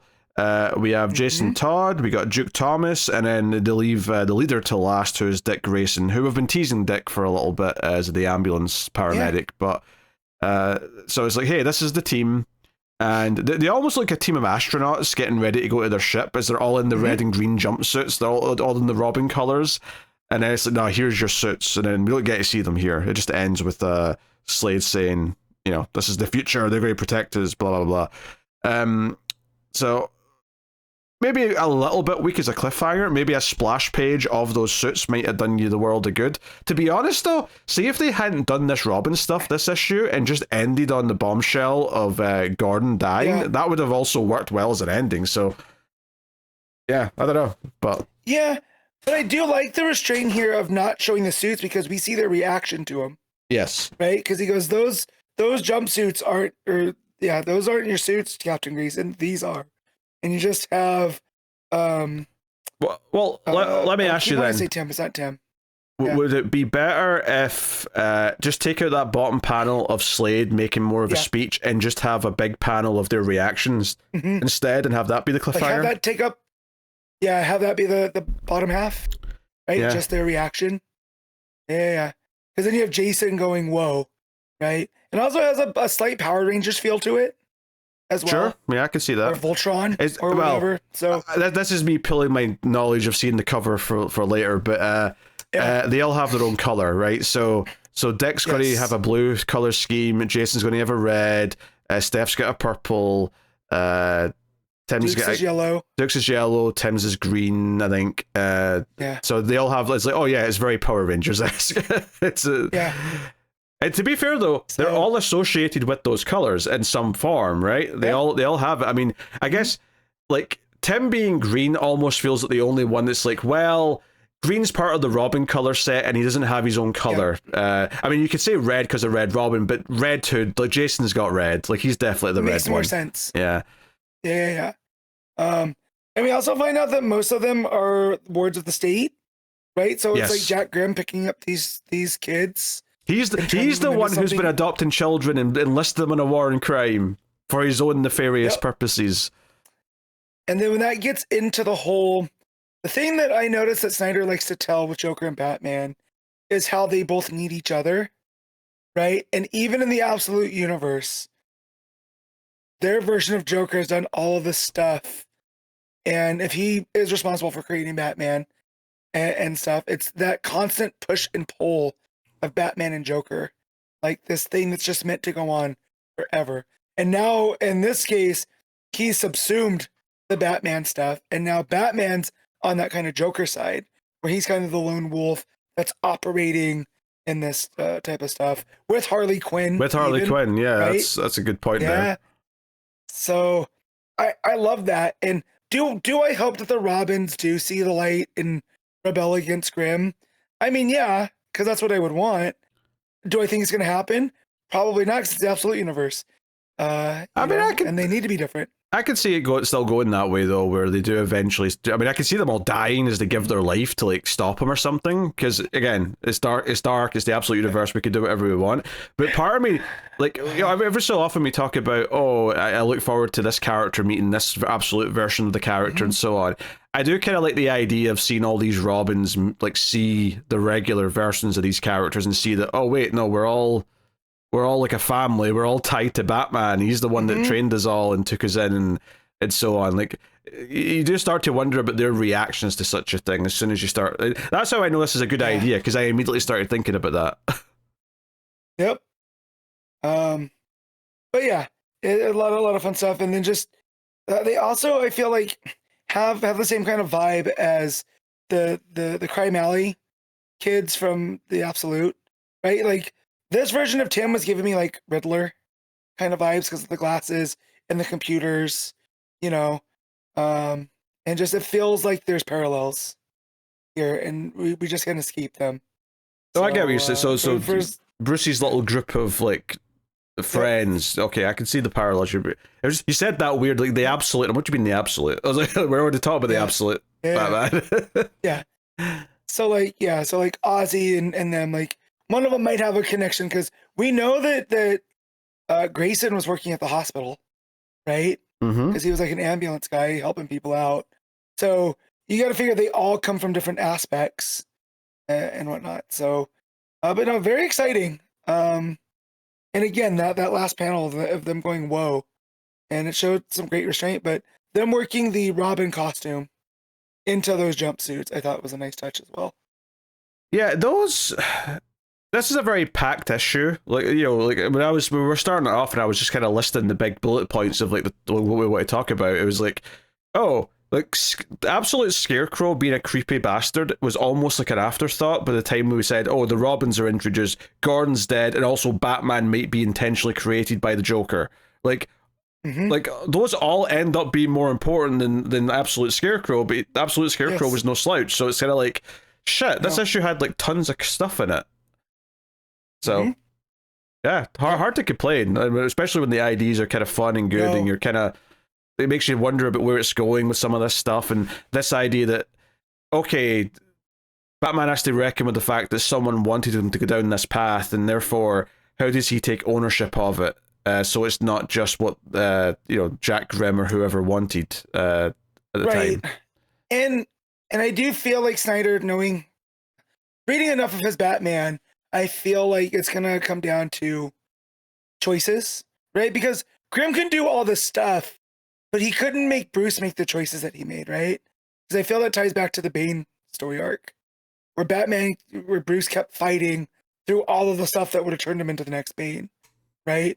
Those are his choices. So I'm wondering if that's where this is going to go. And it ends up being about choices. And Grimm can do all of these things, but he can't make the person make that choice. Well, I mean, we're already at a point here where the Robins are kind of obviously they'd been in the work for a long time, but like it's almost like the Robins were like the plan B. Like, okay, Batman's not worked out, so the Robins are now going to try and clean him out of the picture, maybe. So, I don't know, we'll see. But the concepts are really cool. This felt like it introduced a ton of stuff, and all of it was interesting. So. Hard to fault, really. And nice to have Dragotta back on the art as well. Yep. You know, after those 2 issues away from him. So, all right, what are you giving Absolute Batman issue 19? I'm giving this one an 8.5. Yeah, I think I'm just going with a 9. Like, honestly, it's hard to fault for me. Every idea introduced, I was kind of digging in one way or another. So nice. Good stuff. All right. Superman Unlimited issue 12. Dan Slott writing with Lucas Meyer on the art. So, last issue ended with John as Tomorrow Man but like young John was pulled out of the volcano and given to him to look after, basically. And that's where we get to. We actually start with a little prelude where we're in the Emerald City, you know, the Kryptonite City, El Caldero. Yeah, and basically the ruler is like giving big speeches and like, oh, we hope Kal-El will return, blah blah blah. And Vicky Vale's there, showing up as she does, and is like, hey, with Superman gone, isn't like most of your kryptonite sales all for villains who want to hurt Superman? Isn't this something that's a problem? And he's like, no, that's not true at all. We're booming. In fact, we've got more Kryptonian technology that we've developed since, because we know obviously they were looking into the Power Stones and things like that. Mm-hmm. And he introduces the Crypto Knights of El Caldero, which is a bunch of purple and yellow armored looking dudes and ladies. So yep. Not sinister at all. Yeah. Not whatsoever. So yeah, that's set up for later. I liked us checking in with that. And then we also see that there's like shady experiments going on with kryptonite, like in Metropolis. There's people like injecting monkeys with kryptonite formula and shit. So that was a thing that he said too. He's like, yeah, but it's not just anti-Kryptonian stuff. They're using it as fuel, and they're seeing what it does to the human body. And you know, who knows what miraculous use someone will come of it. And then we smash cut to some lab in Metropolis. They're injecting monkeys and apes with it. And we're like, oh, of course, humanity sucks. We're going to find this thing that can do wondrous things, and we're going to do the worst things with it. Yeah. Yeah, I mean, who knows what they've done. I mean, maybe it'll be like, it may not just be raw kryptonite. It might be like kryptonite, you know, concocted with whatever. But regardless, that sets up that, which I think is a pretty cool setup, because I was like, oh, I'm intrigued by this idea of people doing nefarious things. If kryptonite's this abundant thing they can get their hands on now, and what else can they do with it? So that's all cool setup. I really like those opening two scenes. But then it gets into kind of the main thing of the issue, which is old John's got the outfit on where he's saying he's Tomorrow Man, so he doesn't, you know, tell young John who he is. And young John's freaking out, and people see him and go, hey, it's Superboy, you're back. And he kind of screams, and like it kind of sends everyone flying. And Tomorrow Man, for lack of a better name, flies around and grabs them all, and he's kind of scared, he's kind of klutzy, knocks over the water tower by accident, all this stuff. Yeah. Now, here's the thing. The back half of this, though, once he actually takes him to Lois, right, and Lois sees young John, it's a whole thing, and John remembers, oh, back when my dad, Superman, was trying to stop that meteor kryptonite coming to Earth, you know, he spoke to me, and he talked about how, you know, you will guide them, you know, John L. or whatever, right? He basically quoted the Superman movie. But he also said that his biggest regret was him and Lois never getting to see him grow up, that part was robbed. So it's like he's giving his mum that back by saying, hey, here's John. That's all fine.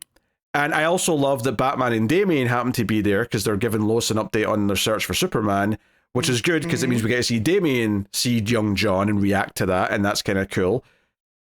I have one critique though here that I do not understand, and maybe it'll be better explained next issue.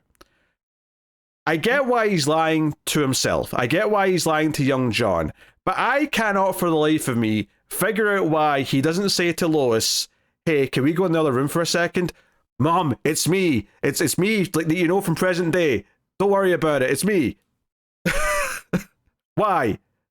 I took it as Back to the Future rules, right? But they're not in the past. But instead of you can't run into your... Right.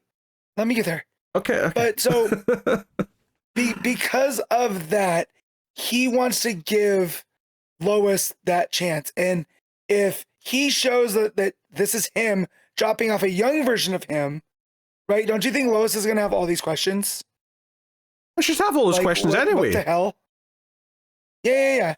But like, why are you dropping off? Where did you get this younger version of you? Right? But that's a question anyway. Shouldn't. Right. And so that's why I think that's what he's trying to do, because he's trying to live up to his dad's, right? I wish that we could have raised you and seen all those moments. Right? So I don't think he's trying to take that away. I think John is trying to do the noble thing, and I think he's just making things worse. That doesn't make any sense to me. So she's still, she's not erased her memory of him being an adult. She still knows he was an adult. She still remembers that. So there is absolutely zero reason that I can fathom why he wouldn't just take her aside and say, hey, Mom, it's me, but my younger self is there too. Fourth dimensional stuff happened. I ended up with him out of the volcano. So, hey, can you look after him? Because it's kind of weird me doing it. There you go, done. And he's also lying to Batman and Damian, and Batman's like trying to like tell who he is with his voice, and I'm just kind of like, why is this something he is hiding from them? They would understand. They've seen weirder shit. Yeah, I definitely feel like Batman should have been the one to suss it out a little bit. and maybe he should have explained things to Batman, you know, right? So that we could just have something in the clear. But I get the Lois thing. I get him not wanting. He's trying to do what he thinks is right, regardless, right? Logic be damned with it. He's operating off of pure emotional. But why is it right? That's the thing I don't understand. Why is it in any way right, even from his perspective? I don't understand. Wouldn't she just be worrying about her adult version of her son? Like, would she be thinking, oh, he's reverted to his younger self? He's somehow went back in time? Well, like these would be questions that she should be having. Especially Lois Lane. Yeah, I could not fathom this choice to have him keep it a secret from the adults in the room. Like, it really should just be John that he's keeping a secret from. Here's my thing, because of where the story goes, I don't think I like this. I don't think I like them retreading young John in now as this person out of time, you know, it's weird, and I thought we were past it, right? Well, hold on. He's not out of time, technically. He should still be this age right now, so technically he's not out of time, in a sense. I know, this is where the timey-wimey's getting. But he is, though, because he aged because of relativity, right? That was in the Bendis stuff. Sure, but this is what I want to ask, though, right? Did you not think when Bendis aged up John that was a mistake at the time? Yes. Right. So this is them letting us have him back as young John. Now, admittedly, it leaves old John in kind of a weird place. Now, I don't know what we do with that. Right. But I don't hate having young John back, because it feels like we were robbed of a lot of the development that could have happened with him being the same age as Damien for some more time. Right. And that's because we enjoyed the interplay between young John and Damien and that whole Super Sons. Oh, sure, but that's just one example. I'm not saying that's the only reason. I'm saying like all of the I know. You know, any development he could have with any other heroes around that age, you know, join a Teen Titans team, whatever it would be, right?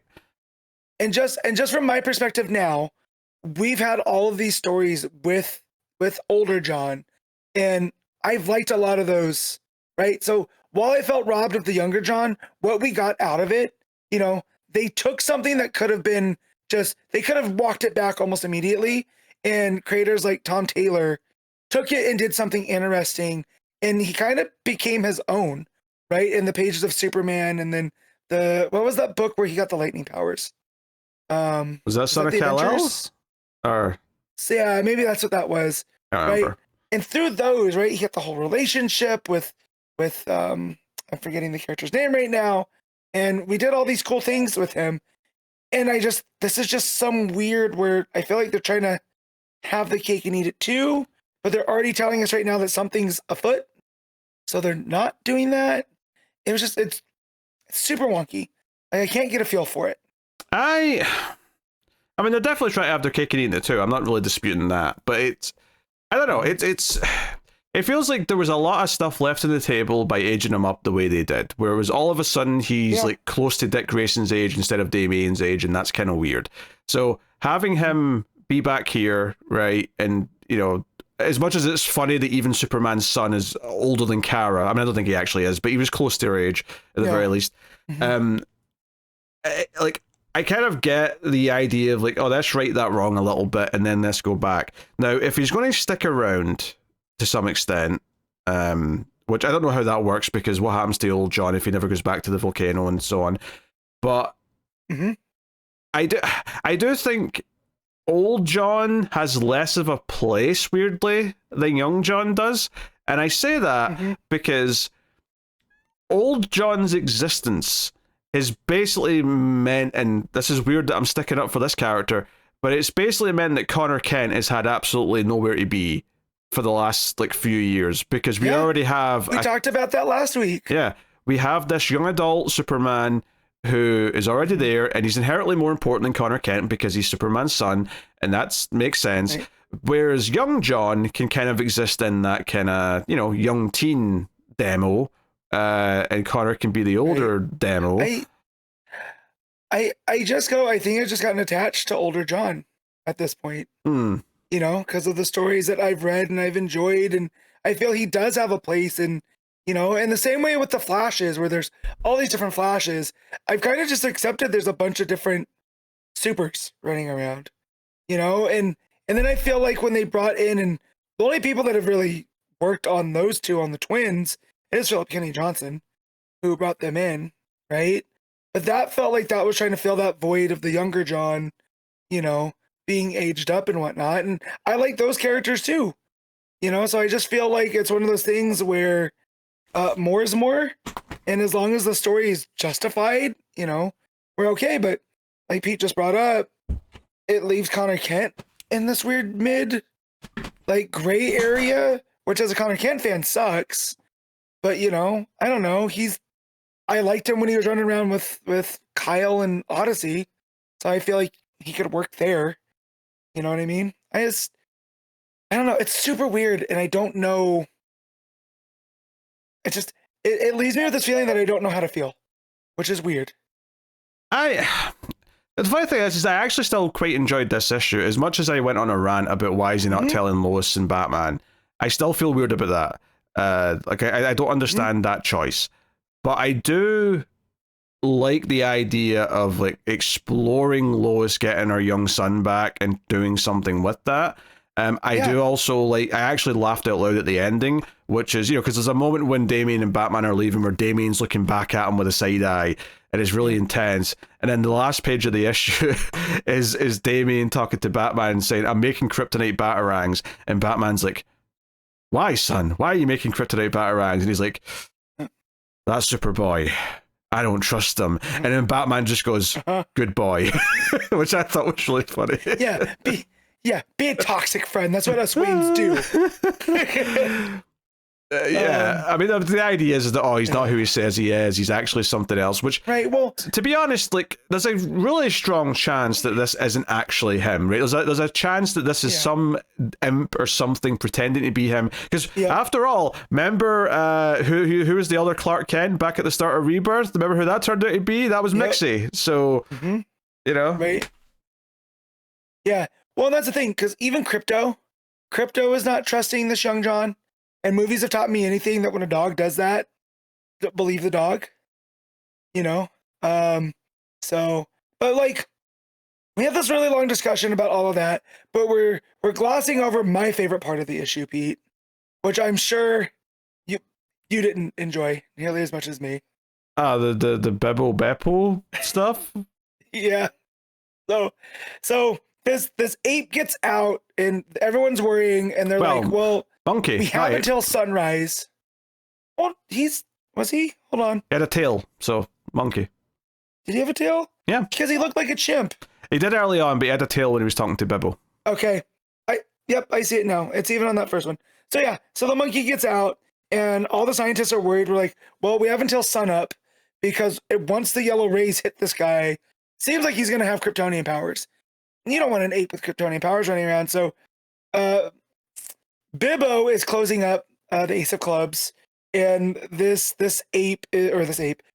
monkey is going through the dumpster, and it's so funny to me leftover foods that you're making this mistake, because the more common mistake is that people call apes monkeys, and you have to correct them. So it's really funny. I always thought it was Beppo the super, because it was always Beppo the super ape, not the super monkey. So that's why I'm getting tripped up on. He's got a tail. I don't want to tell you, Matt. He's got a tail. Yeah. No, Pete, you're 100% correct. Anyways, they do this whole back and forth of Bibbo, Beppo, and I just thought that the silliness of it was there, and I'm never gonna be mad at seeing Bibbo. That's one of my dudes. He's Superman biggest fan. I relate, and and it seems like they struck up a friendship. He feeds him the leftover, what are they? Pierogies and gives him some soda, which you don't want to do with a monkey, you know, let alone a superpowered one. You know, that's not part of their diet, but here we are. So we had that brief little interlude, and it seems like we're working our way to El Caldero giving us Beppo. Yeah.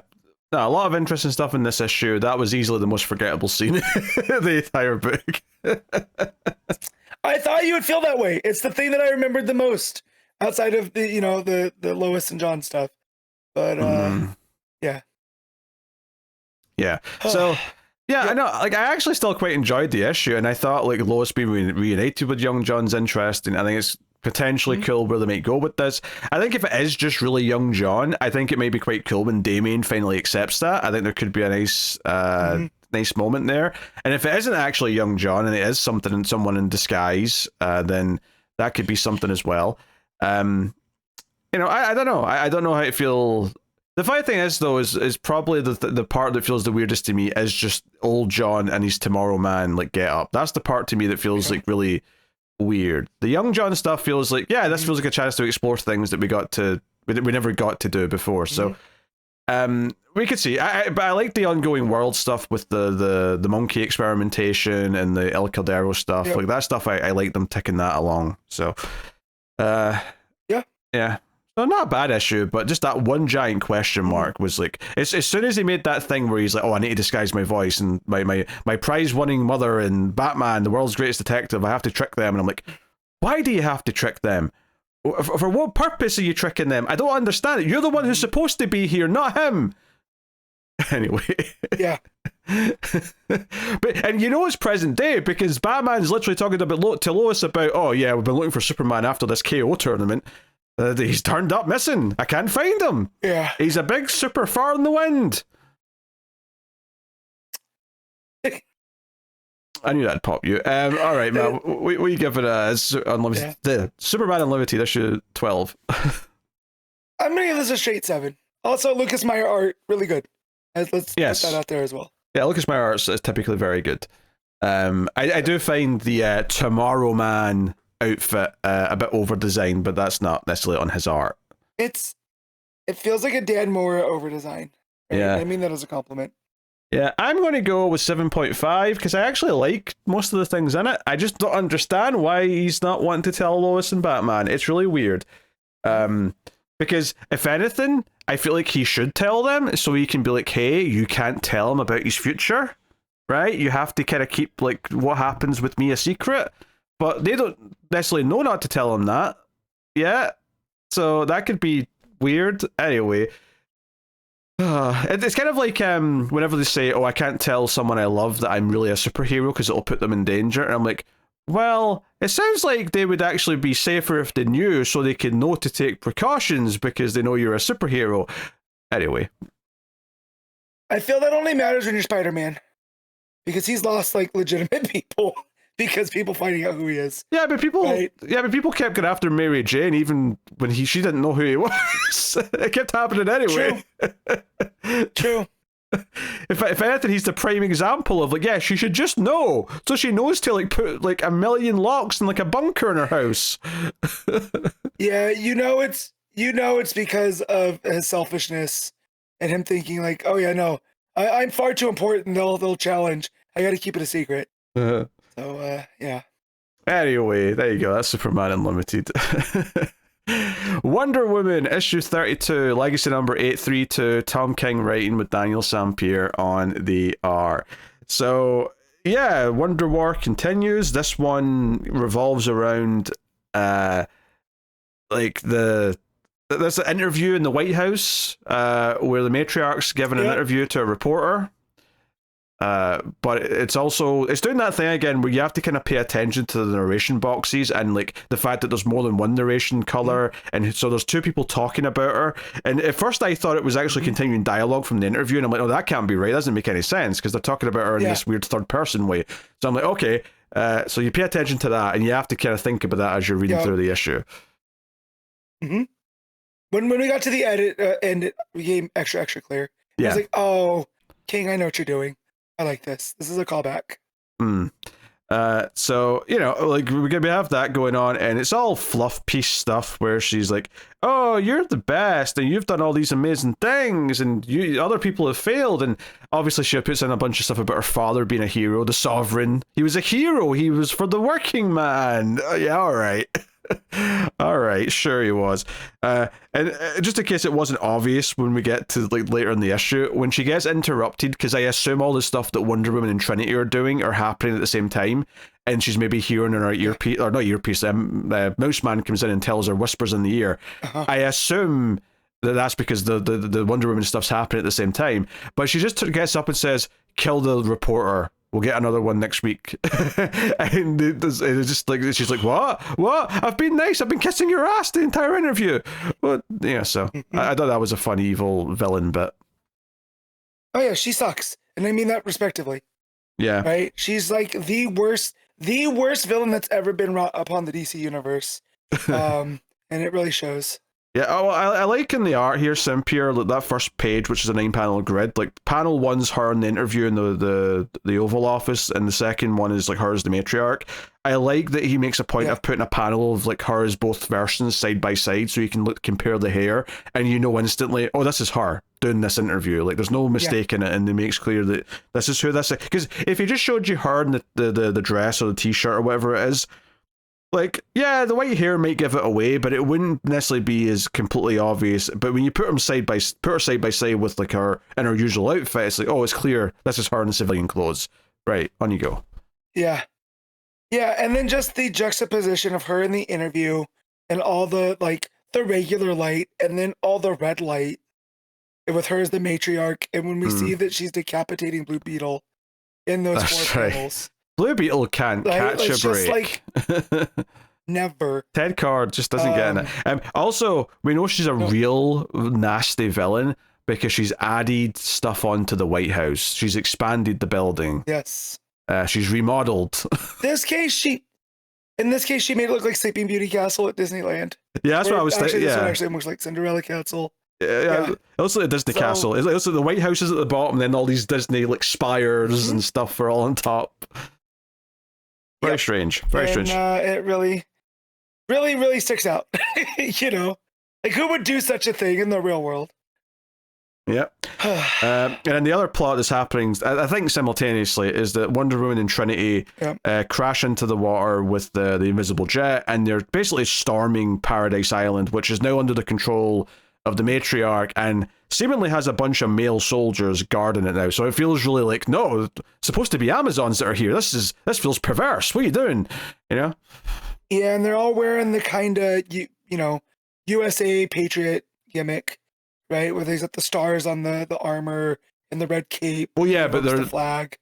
Yeah, but that's leaving out the fact that they also look Romans. They've got like the headpieces and all that. It's just, you're right about the color scheme, but it's all very that type of stuff. Yes.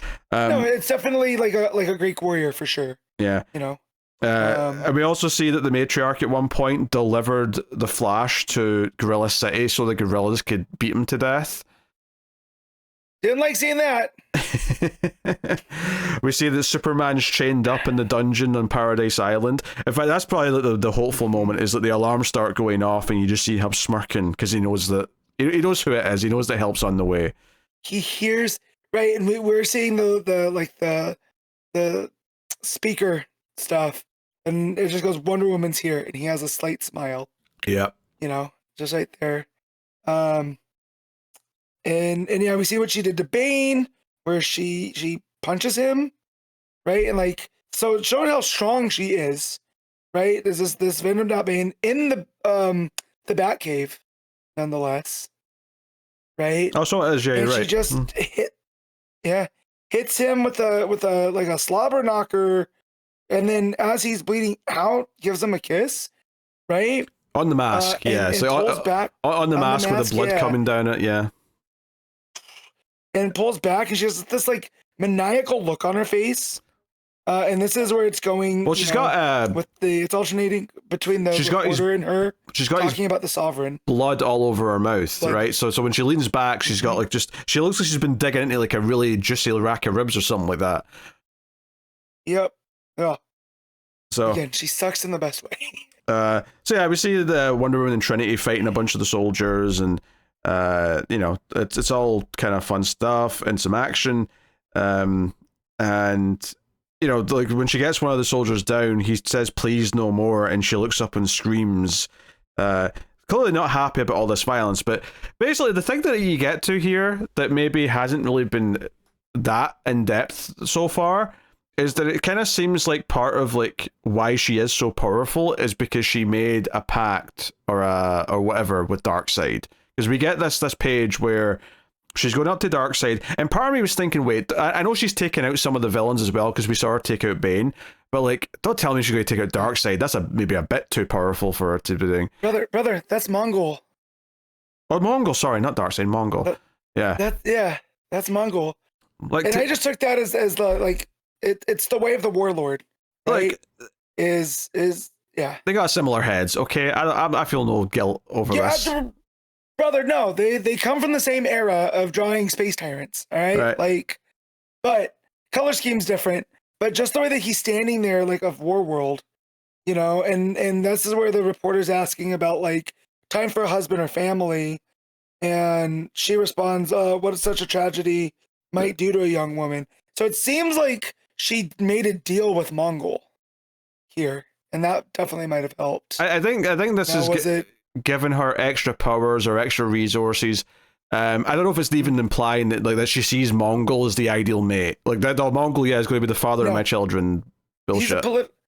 He's a political piece. Yeah. It's like, oh, sure, we'll do this marriage, and I'll take whatever he can give us, but it's just on paper. You know, very Game of Thronesy kind of stuff. I mean, it looks very amicable, though. It doesn't look like she's tricking him or he's tricking her. They're both smiling as if, we're both evil and we're both getting what we want out of this. Is the vibe of it. So yeah, because she looks a little bit shocked because he whispers in her ear, and it's like presented side by side with the panel of Mouse Man whispering her present day ear, and then after a moment of shock in her face, she smiles at him. So it's almost like he suggested something super dark, and she's like shocked for a second, and then realizes, I kind of like that actually. I'm into the evil plan. So yeah, she goes off, presumably because she's heard that Wonder Woman and Trinity are storming the island, and they get to Superman, and Superman motions over that there's someone else here, because she even knows. She's like, where is he, Clark? And he's like, here. And he looks over. We see the shot look in her face, and it's like, okay, before you turn the page, this is going to be a final page. This is going to be your big splash page reveal at the end of the issue. And it's Steve Trevor, somehow. But like a younger version of him. He's got the shaggy hair. He's still wearing the Marine, right? So this is not... To me, I didn't read this as this was the Steve that died, right? That was killed by the Sovereign. Because that was a much more diplomatic, higher-ranking Steve Trevor. This feels like a younger, idealized version of him. Maybe. I mean, I don't know if you can read anything, because like to me the hair was just, he's been trapped for a while and his hair's grown out. I didn't necessarily take that as he's supposed to look younger because of the hair. Especially since he says, "Hey princess, it's been a while. God, I missed you." That sounds to me like he remembers their history. Maybe. I don't know. I read this as him being younger. So, but again, maybe Matriarch pulled him, because we had that I forget what that story was, where Diana went to the afterlife to look for him, right? And she couldn't get to him. So, like, what if the Matriarch, that's one of her things that she did, was that she went and got him and imprisoned him? You know, and maybe is this his idealized form? Like, when he met Diana, that was his form when he was in the afterlife? I mean... Okay, but that's not him being younger. He just looks younger then. Like, that's still him post-death, and like post all their history. So, I don't know. I mean, the outfit. I don't know. Like, sometimes you see ex-military people wearing their old stuff and whatnot. To me, when we got here, it read like a younger version of him, and regardless of what that is, but it also was very similar to when Trinity went to go meet the Sovereign, right? She had to go through all of this stuff to go meet this guy that was being held captive. And now her and Diana team up, get to Amazon, back to the Amazon island, and it ends up being Steve that they're there to talk to. Yeah, but to be clear, I think this is a Steve that's, like, maybe he physically appears younger, but I don't think he is younger. I don't think this is a Steve that's not went through everything with Diana yet. I don't think that's what we're doing here. But no, it's interesting stuff. Yep. So yeah, they have to take down the matriarch. They're having to, they hint that the Wonder Girls are dead. That, obviously they've been showing the various Justice League members and even some of the villains being killed by the matriarch. They're really setting her up as a big villain. I like the issue a fair bit. I don't know if I liked it as much as the last issue. I think it maybe... Well, I like all the different individual things in it. I don't know if it flows quite as well as a lot of... I think most of these, Tom King and Daniel Sampere issues usually have immaculate pacing. And I don't know if the cutting between the interview, the flashbacks with the matriarch, and the current Wonder Woman Trinity stuff all blended seamlessly as much as I would have liked. It felt a little bit more stilted to me than most of their issues do, which is normally like butter. Normally I'm sliding through these issues like warm butter because everything just flows so well. But that's the thing. Each part read like that, but then when you smash them together, it feels like we're taking away from the one versus the other. So when I'm reading the matriarch stuff and it's locking her with the interview and the stuff that she's done, all that stuff flows real well. And then all the independently, the Diana and Trinity stuff storming the island, all that stuff flows really well. But when they start mixing them together, that's where it gets lost a little bit and the pacing kind of takes a hit. Yeah. I almost wonder if just doing all the matriarch stuff first and then doing almost like a backup of the Wonder Woman Trinity part would have worked a little bit better. But regardless, it's still pretty good, and I still like everything it does in terms of setting up the story. But Diana with the white streak in her hair, I think that's a real good look. And then there's a page of her fighting all of those soldiers, and she has the one lifted up over her head, and she looks like a total this is Wonder Woman, right? This is an iconic kind of pose. Sampere's art is, again, like you said, the flow goes great, but then when there's one moment that stands out, it really stands out. It almost feels like the biggest sin this book has is that it's just not as perfect as a lot of the other issues that King and Sampere have done together. But still very good. Interesting to see him having Bane taken out, just because Bane was such a big part of his Batman run, so it's just kind of fun for him to almost hey, he was the big villain in my Batman run, and my villain in my Wonder Woman run's beating him, so she's even bigger and badder and more evil. And to be fair, she is, because she's taken out a lot of the heroes in this future. I mean, she's wearing a Green Lantern ring, right? And we know how those rings go, right? So she has a will, and it's what she chooses to do with that will, right? And she's breaking people. So she's an all-timer villain at this point, just because from what we've seen with her. When she said to kill the reporter, we'll get another one. That's when I knew. I was like, oh, King's cooked one up. Yeah, I hope Ted Kord had a will in place since he's dead. Poor Jaime. Jaime can't keep him around. Every time they get friendly, Ted gets got in every universe.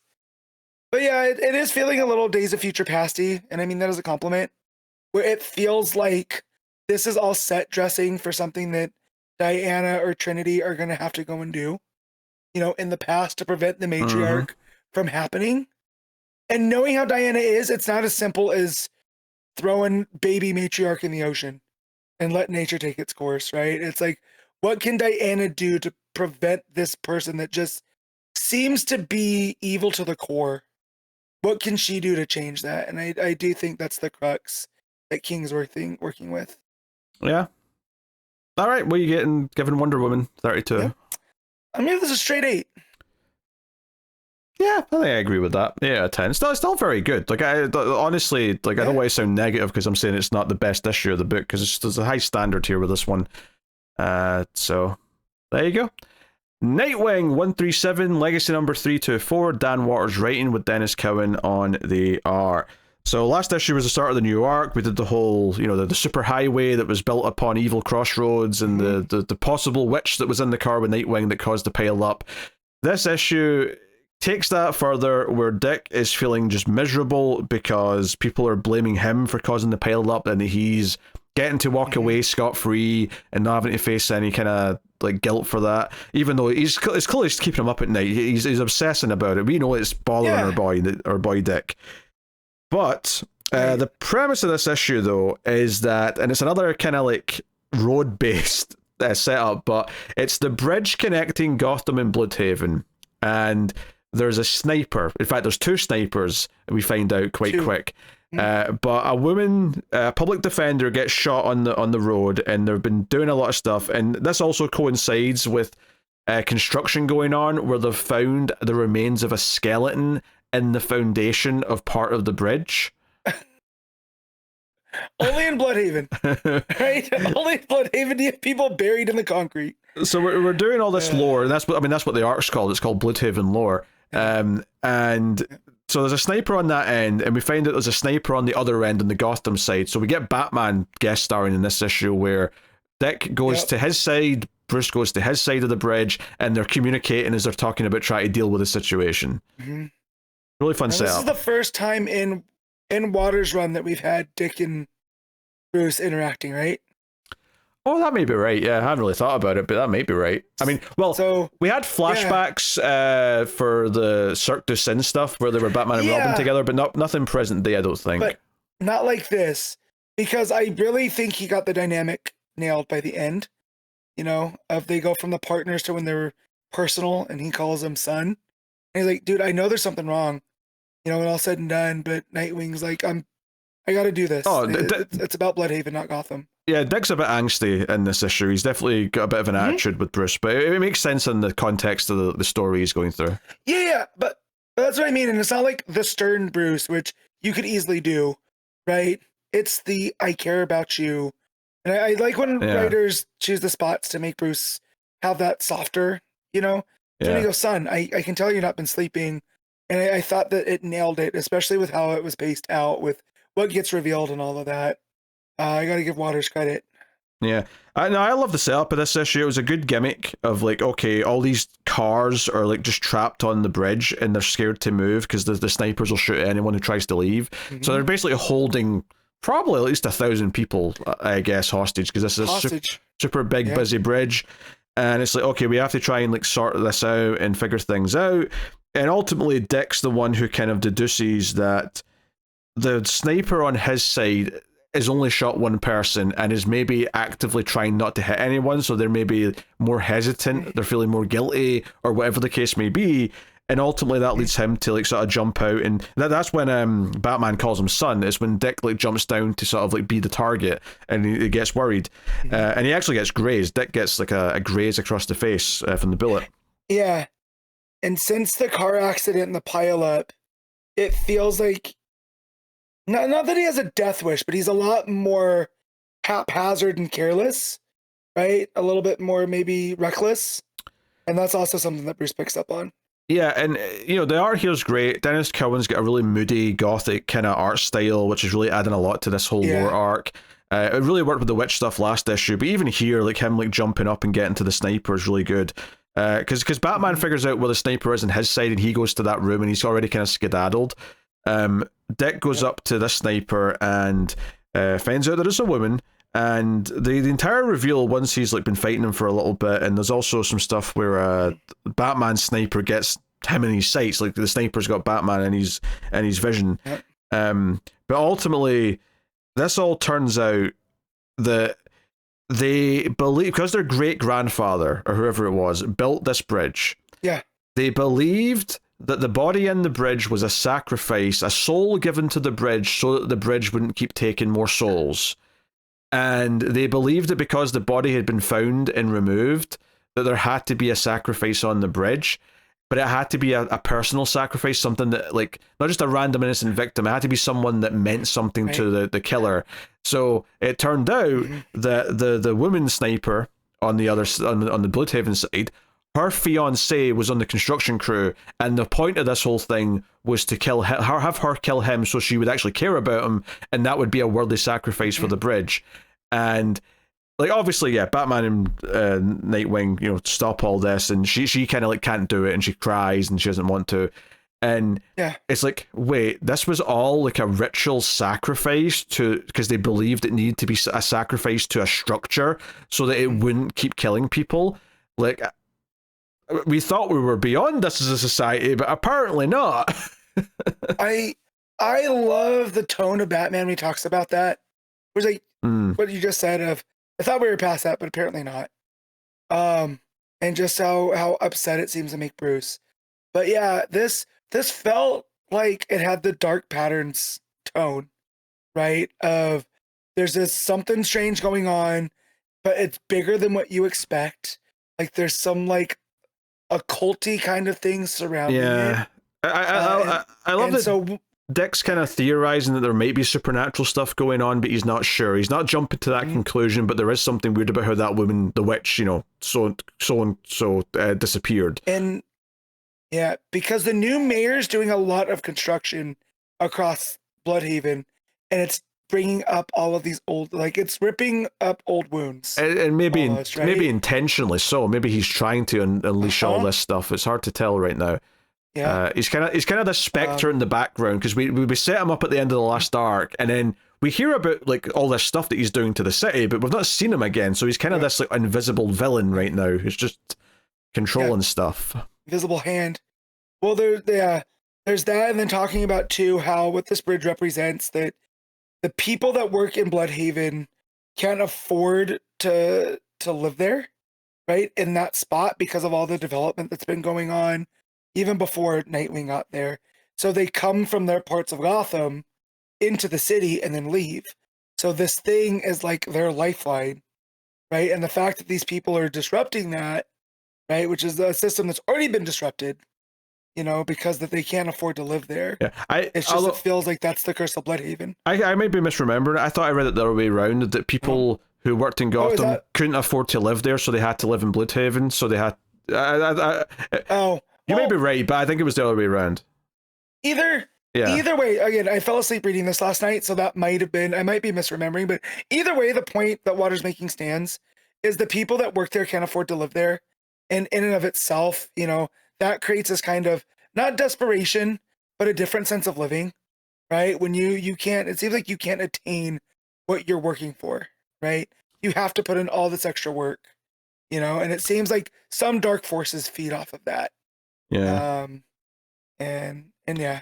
Yeah, and then the other point that I liked that came up somewhere in that conversation was Dick pointing out that he figured out that the sniper, because Bruce, you're great with numbers, you're great with like the science and the math and the logic of everything, but you never figured out that the sniper was doing something because they cared about someone, right? I was able to deduce that they were hesitant because it was, and got to kind of the root of what was happening, because I recognized the human emotion at play, which is something that you never consider. You just look at what does this person gain from this? What does this person, So right. I like that comparison between them, and then again the moody ending of just like him still thinking about this woman, this witch, and then like the final panel of the skeleton in the concrete. So I'm just excited to see, okay, what other part of Bloodhaven's past is going to come up next issue, and what unique setup are we going to get for that issue? Because I think both these issues so far in this arc have both been great, interesting standalone issues that have both added to this overall idea of the occult,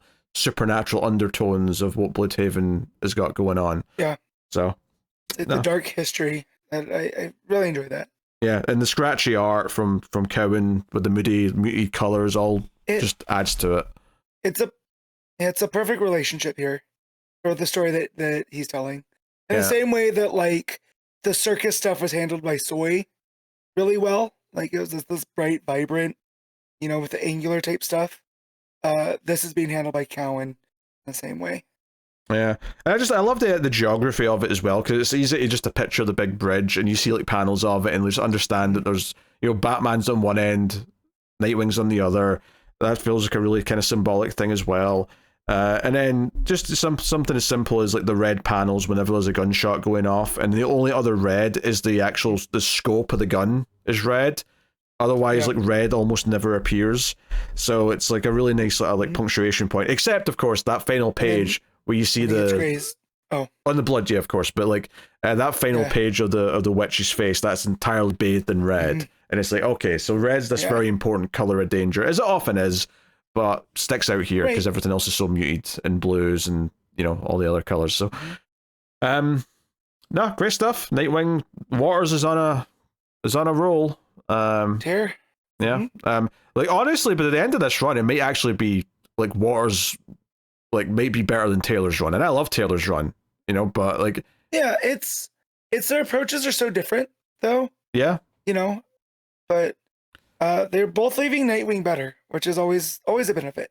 yeah, but it's he's putting up a fight where it's like, oh, this is actually a conversation, and you know, by the end, it might actually go towards wars. So, fair play. All right, what are you giving Nightwing 137? This gets a 9. I agree with that score. It is a 9. Oof. I thought I was going high. Nope, it's an excellent issue. I think Waters is onto something here. So we'll see how that goes next time. Because you weren't here for the last issue, I don't think, were you? No. No. Yeah. No, but all that witch stuff I thoroughly enjoyed. Oh, it was great. Well. Like, yeah. That was yeah, and then just how horrific the car pale up at the end and like Nightwing crawling out and like having to try to save people. Oh, that was great. Great stuff. Yep. All right. Batwoman issue 2, Greg Rucka writing with Dani on the art, which Matt remembered to read, didn't you, Matt? No, I'm terrible, guys. I've gone to a lot of wrestling shows the past couple days, so forgive me. I will get caught up. But you know what? The first issue I didn't fully understand, so maybe hearing Pete talk about this one when I go to read it, it'll help. I don't know. So yeah, so sincere apologies. It wasn't until we got ready to record and Pete's listing what we're gonna. I was like, oh no, I forgot. So yeah, I mean, this just kind of picks up where the last one left off. There's a quick scene with her dad, who's in Greece as well, and seeing the symbol out on like the city. He looks out, which I have to point out. So I was a bit critical in the first issue of. I'm not a huge lover of Dani's art, I have to say. And this panel of him looking out to the city and seeing the symbol on the side of a building is just. It's like a bunch of squiggles. They're supposed to be a city. I don't know. I like. I know what it's supposed to be because I know that she's shining her symbol against a building, right? I know that's what's happening. But the way it just looks like a bunch of lines and then one building sticking up just it isn't very appealing to me. It's not very clear. Like, if I didn't know the context of this, I'd be like, what the hell is he looking at? So, not a lover of Dani's art. I think the thing with Dani's art is it gives a sense of minimalism, right? But it also works in all these smaller features. You know what I mean? And I think what you just talked about is an example of when it doesn't work versus some of the other stuff that they do, you know, some of the other books.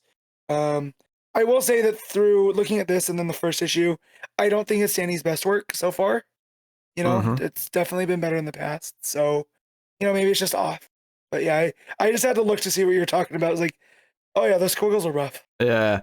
So yeah, he basically just goes on the look for her, gets his bike and fires off. But I mean, this is a lot more of an action issue because last issue was a lot more confusing with she's in therapy. Why is she in therapy? You know, and it's setting up this group of villains that were going all the way back to Elegy and all that stuff. This issue is just like them seeing this symbol. We pick up from that moment once we cut to the main story and like basically sending the goons after her. And yeah, sure enough, like, you know, they go after her. They find a note saying you will pay for what you did. And we get a lot of action where they confront her out in the street and she fights them. And there's a lot of quiet pages where she kicks someone off a roof.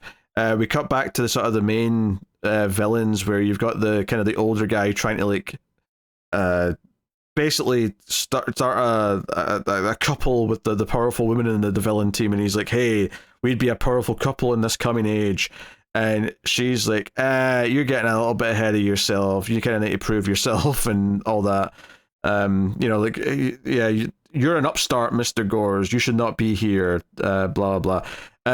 So he's like, oh, how do I do that? And she's like, I want her alive, unspoiled, and unsullied. So, you know, she's definitely the one in charge, which is worth mentioning. But yeah, back to the action. It's Batwoman fighting these like goons that they've sent after her, these big guys in the outfits. And she's like jumping over a rooftop. The fight ends up on the road around a bunch of vehicles. And this is all done silently in the art. And to be fair, the layout in the sense of motion's pretty good, so I can't fault Dani's art in that sense. I just don't really like the line work all that much. So yeah, she gets circled. Her dad tries to help her, and he gets stabbed in the back. Like he gets a knife to the back of the shoulder, and you know, Kate's in a bit of a standoff, and she's like, "I'm sorry, Dad," and pulls out a handgun and starts shooting the thugs, the bad guys working for the villain team. First in the legs, and I'm like, okay, Batman would not improve, but it's not kill shots. But then she walks over to him when he's lying down, points the gun at his head. Her father screams, "Don't," and she executes him. And the final page is a bunch of like passerbys in cars getting out of their cars and watching as she holsters a gun, and she walks off past all the headlights, and the dad's like, "Oh, what have you done?" And that's the cliffhanger. So this issue is showing that not only is she coming for this team for what they did to her sister and everything else they've done, but she is straight up here to murder them for it, which, does separate her from the rest of the Bat family. And to be fair, of all the Bat family members, I guess other than Jason, if you said, which one do you think is like edgier and could start killing people, it would be Kate. Like Kate, I think Kate is the one who I could see doing this. Yeah, she was raised as a soldier, right? By her dad. Yeah. So I mean, I think this one was a much more fun read because it was mostly action, right? I mean, the fact that I got through the plot there quite quickly probably indicates that. But, all of her, like, jumping off the roof, going in between the cars, the fight taking place, the dad rushing to her, Jake rushing to her and getting stabbed, all that stuff. It's fun. It moves at a nice pace. It feels quite exhilarating as a result. So it feels more like an action movie. Like the last issue was all the setup, and then this was all the payoff, and that's kind of nice. Mm-hmm. But I don't know what we're doing next with this. Like, it's interesting to have Kate go down this path, but I'm curious to see where we go with it and how committed she is to it. There's nothing to do with the crime Bible. Nothing of that. It's just this group that she's going after. Well, this is the group that have the crime Bible, is it not? Right. I think so. Again, that first issue was so they don't mention any of that here, but I think that's that group. Yeah. Right. Yeah. So yeah. Honestly, getting used to who this team of villains are again is tough because it's been such a long time since I read Elegy. But it doesn't matter that much in this issue in the grand scheme of things because it is mostly just she's made her big statement. They have a big fight, and it leads to her killing some of the thugs. I mean, that is the broad strokes. And it flows well, it moves well. I don't love the art though, so there's kind of a ceiling here. But I am intrigued. I'm intrigued by like Rucka saying, "Okay, no, I'm doing something darker, something grittier, and Kate's going to be killing people, and that's going to be like how we're going to view this in a very different lens than we normally do a Bat book, and that's interesting." So I'm intrigued with where it's going still, but it's kind of it's still kind of in like a weird place where like I expect to just love a Rucka book, and I don't just love this one. It's like it's got flaws and it's got stuff that I'm not as into and I'm not completely feeling it yet. So, take that for what you will. All right, rating wise, 7.5, I think. It's better than the first issue. Okay. Better than the first issue. I was definitely more into the excitement of it, but that's probably about it. So, cool. Deathstroke, The Terminator, issue 2. Tony Fleecs writing with Carmine D. Giandomenico on the art. So, this follows up the death of Wintergreen. The SWAT team of assassins, or whoever they are here to finish the job and get Deathstroke.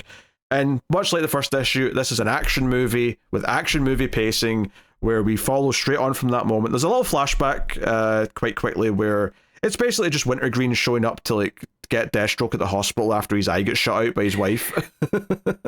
By Adeline, yeah. Adeline's had enough of his stuff, and well, and instead of ripping out his heart, she shot out his eyes.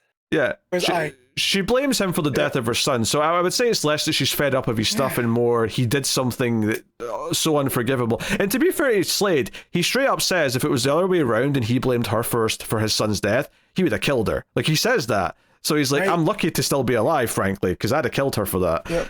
So it's like, okay, that's interesting. And then, yeah, back to the action. SWAT there team. There wouldn't have been any survivors. Yeah. Is what he says, yeah. Back to the action, we get the SWAT team with all the lasers all focused on Slade, and he just goes ham, like running after, even though he's injured, even though he can barely do anything. There's fire everywhere. It moves very quick. He's grabbing necks, he's stabbing people. It's Giandomenico doing the motion stuff, and it just flows so well. Like, there's such a sense of movement.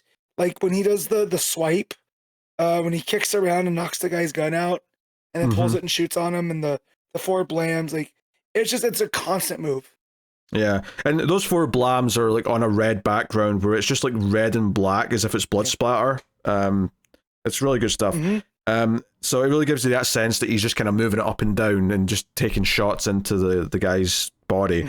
But you know, he grabs the car, he rides out, and tries to go to his safe house where he's got a chopper, where he's got weapons. But he's also kind of passing out, and he's not doing too well. And he finds out that when the villain, whoever did this to him, you know, the message was, we're taking everything. He opens the safe at the hideout to find out that there's nothing in there, and that they have indeed taken everything. Like, he has no resources, seemingly, left behind. So the only thing left is a picture with him and someone who I can't tell. But I know it's Slade because the eye patch. Yes, probably. He looks young. Having said that, he wouldn't have had the eye patch until after. After the kids were born. After Adeline shot him. So yeah curious. But he takes his little USB thing out of his eye patch to go into the computer to basically, he basically thinks, I need money so I can hunt all these people and kill them all. So I'm going to have to do a quick assassin job. He basically is like, I'm going to have to be Deathstroke to earn some money. So he goes into his like dark web with his login and all that, and he's like, okay, what are the jobs for hire? And we get another little flashback here of, and it's very quick. It's just a couple of panels. But it's Rose talking to him about being a better person and finally giving up being an assassin and all that. So I like that we're kind of still bringing her in as the conscience, and that I'm sure is going to pay off a bit more later down the line. I love her point where he's like, I don't take orders from anyone well. And she's like, yeah, that's a lie. That's his entire gimmick. He's a mercenary. All he does is take orders. Now, does he give attitude back, and does he do it his way? Absolutely. But Fleecs taking time to point that out, it's like, well, no, Slade thinks he knows who he is, but at the end of the day, he's never been in control. Right? He's always just doing what other people want him to do. And, they tell him to jump, they pay the right amount of money, he jumps. Yeah. So yeah, I like that. Yeah, and then, he does find a job, right? But as he's like accepting it, right? So presumably he's going to quickly go and kill someone to get some money while he's on the run next issue. But like a rocket like hits the base and blows it up. And these people are outside in tanks and armored cars and whatever. Like a military's after him, effectively. And he comes walking out the fire, but then he's like, no, that's too many. I'm going to go back in and get something. And he comes out in the helicopter that was in there with the minigun and just fires it into them. But then they rocket him. There's a guy with a rocket launcher. And again, this is very well paced, where he fires the rocket up and it takes down the chopper at the sky. So we get that classic panel of him in silhouette coming through the fire and the smoke, but the one thing that's lit up is his one eye on the mask. Yeah. In the panel above it, the guy's going, oh God, I'm burning.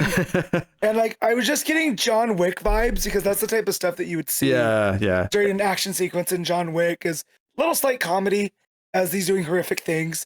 But, and then the next page too, when it's funny. We just see these white streaks making their way through the panel, and it's like, oh, that's his sword. So now after he's crashed the chopper because of the rocket, he's got his blade, and now he's going off. He's a wounded animal, so as much as he's in a bad shape, he's also just wanting to kill everyone, and he's like, who hired you all? Because that's what he wants to find out. Because that happened earlier on in the issue, where he's like, oh, like, who hired you to like the first team that he came out of the building with? And he basically goes, "Oh, you don't know. You've got nothing to tell me." So he just kills him. So again, here towards the end, he grabs one guy and he's like, "Please, I'll tell you, I'll tell you." And then like this guy gets shot in the chest a bunch of times, and Slade looks up, and the final reveal is that Deathblow and Deadshot are both here, and they're going to take on Slade next time, which is fun because Deadshot is like, you know, I don't want to say he's like the discount Deathstroke, but you know, there's definitely like these two are they're parallels. Yeah, if Deathstroke's the A version of the character, then Deadshot's the B version, and then Deathblow. I mean, honestly, even C feels generous for Deathblow, but maybe D. Maybe D. Is Deathblow Waller's nephew? I don't remember that. I do not remember that. Because I was like, oh, is this Suicide Squad? Is this Waller shenanigans? Is that what we're getting up to here? Oh, I mean, it could be, but I could also just buy that these two have been paid to take on Deathstroke by whoever's... Yeah, I thought so too. Whoever set him up, whoever paid for all these soldiers, all that stuff, it could just be whoever's behind that. So that's the big mystery here, is who's trying to ruin Deathstroke's life? Who's killing everyone? Who's coming after him? Right. Is it Adeline? Right. That's the question I have. Is it her?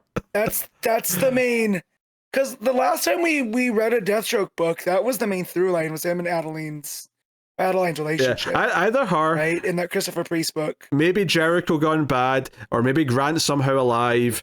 The only one that I don't think it is Rose, but I'm pretty convinced it's someone he's related to. It's a family member. I'm willing to almost bet you money it's a family member. Well, and the fact that they killed Wintergreen too, right? That made it personal. Yeah, I mean, maybe it's like not his only friend. I just think it's the most likely outcome is that it's someone that he's related to. So Jericho gone bad. That's how I was introduced to Deathstroke in comics. Was in John's first Titans run, and it was Jericho had possessed the body of Slade, you know, and had done that. So if we're trying to do something that hasn't been done before, yeah, but it's got me hooked. Like I am, I'm in on this. I mean, Adeline makes the most sense to me from the perspective of like she's the one who would hire other people to do it. I feel like, you know, Jericho would come fighting himself, right? He's not. This is someone who pays other people to do things, and I could see Adeline being that. Yep. Alternatively, you know, is there a villain who this could be? Like, you know, like I don't think it is Lex Luthor, but I'm saying someone like a Lex Luthor who would pay other people to do this. Well, so the person that he was sent to go after in the first issue was a whistleblower on Kale. That's right. So that's right. It is business, right? So while I don't think it's Kale, maybe it's a competitor type. Maybe it is Kale herself. Yeah, someone in that kind of realm. Yeah, someone in that vicinity. Yeah, you know, that's interesting. But regardless, that was just fun. I had fun again this issue. Yeah. Bode well. It is an action movie as a comic book, and they're doing a real good job. I'm not that familiar with Fleecs.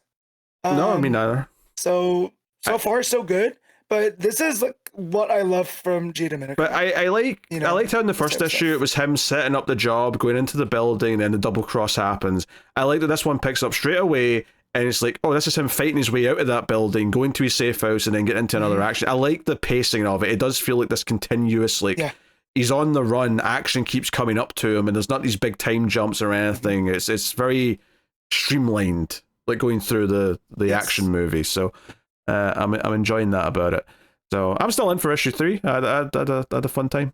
Yep. As am I. This is good. Deathstroke's one of those characters that I have a lot of fondness for, despite not being able to point to stories. But I'm always in to check out at least the first arc. I mean, I think, you know, it's an interesting thing because I tend to prefer villains as villains, and so, like, you know, I would rather he be a villain in Teen Titans, at least in the classic sense. I'm not saying I want to do that again because obviously they've done that a bunch, but but jumping on from that point to turn him to this kind of not quite an anti-hero, but like he's a mercenary. We know what he stands for, and we can root for him to want to survive even though he's doing bad things. Yeah, you know, it's kind of that complicated man stereotype that took over TV in the, you know, mid 2000s. Deathstroke's perfect for that. So, but yeah, here, and he's got a sword. And he's gonna fight guys with guns. Like, yeah, give me issue 3 right now. Of course he is. Look it in. All right, what are you giving Deathstroke the Terminator issue 2? I'm giving this a straight 8. I'm verging on. I may go 7.5 this time, which is kind of similar to what I give last time. But I think I had a good fun though. I could see it. I could see me scraping up to the 8 in future issues though if it keeps winning me over. So, not good stuff. New Titans issue 34, Tate Brombal writing with Sami Basri on the art. So last issue was very much kind of like a little Groundhog Day, but we're all sort of stuck in a loop that we don't even know about. But it's like we're going through the greatest hits. It was very meta. It was like, oh, they're fighting Terra again. Oh, Gar joined the team, but he left the team again. And here's Trigon. And we're just going through all the greatest hits. And then here's a different version of Starfire. Yeah, the reveal at the end was that the new Titans show up and say, "Hey, this isn't real." And Dick was starting to realize that because of the coffee machine and like the feelings he was getting. And that's the big thing here is that so the loop that they were on when this all happened, Terra was here. So she's here, and we start off from her perspective, and the new Titans are trying to convince them that something's not right. But a lot of the old Titans don't believe them. And start to like fight back, and Dick's like, "Hey, no, everyone, calm down. Like stuff's going on." And like, hey, and it's like, "Hey, some of you are real and some of you are not." And like, who's the real ones? Who's not the real ones? And the whole reveal, I'll just to jump to the reveal here so we can talk about it. Is after KO, the Omega Energy went into Cyborg and split him in two. So there's the Cyborg, which is what's doing this to them. It's like the pure robotic cyborg who's keeping them all in something to keep them safe because it likes them all. And then showing up later, the one who's put this new Titans together is the pure human cyborg who's just Vic Stone now. And he's like, "Hey, I put this team together of great characters, blah, blah, blah. We're all here to rescue you." And it's like, okay, and then there's like a funny moment where Dick realizes that both him and Starfire are real, and he feels guilty because they kissed. But it was just a kiss, whatever, not a big deal. But they weren't banging, right? They still got babs. Honestly, the way Starfire gasped when she made that realization, I thought, "Oh my god, what have you been doing?" But then later on, there was just a kiss. I'm like, okay, whatever, it's just a kiss. yeah, because the way that she was taking back, I was like, "Oh man, they've been going through the Kama Sutra." They've been doing the Corey. I don't know. I'm trying to think of a pun that sounds like nasty sex, but I can't think of one. Here's my question. It's a silly question. Okay. If the all-robot cyborg doesn't have a human element, he's not a cyborg. He's an android. So. Technically, but I get what they're going for. They're still calling him cyborg, but technically you're right. If he's just robot, he's just an android. You're right. You're right. And I will give credit on this is not just another story of Cyborg. Am I a man? Am I a machine? How am I both? This is like, oh no, the Omega Energy split us, and I'm still Vic Stone. I'm still Cyborg, and I believe in the Titans, right? But Cyborg's also not doing things out of like he's a villain wanting to take over. He's trying to keep his friends safe. Yes. Right? So it's still very much Vic Stone in that. So I did like that reveal and how kind of complex it is. And like, how does this end for Cyborg? So I like that Tate Brombal setting these things up where it's like, if he goes back, is that who he needs to be? Right? Does he need to have both halves of him? I mean, yeah, we'll see where they're going with that. So, I like though that when the old Titans get defensive and try to fight and part of this is because they're being influenced by the coffee and all that other stuff. But they're fighting the new Titans, and I loved it because Dick's the only one who's kind of woken up and is like, kind of, let's not fight. I do love that him and Steph kind of get back to back and start to try and talk to each other whilst their teams are kicking the shit out of each other. I just thought that was a funny little thing of the two Bat family members being like, "Hey, Steph, what's going on? Talk to me. What's happening here?" So I thought that was fun. What do you mean he? Who's doing this to us? And then so when Vic walks through, I thought that was set up really well. Yeah. So yeah, we have. The one weird member here is Red Devil, who is the one that I definitely know the least about out of this whole new team. Yeah, he popped up in the mid 2000s. You kind of find out that he was just wearing a like Blue Devil.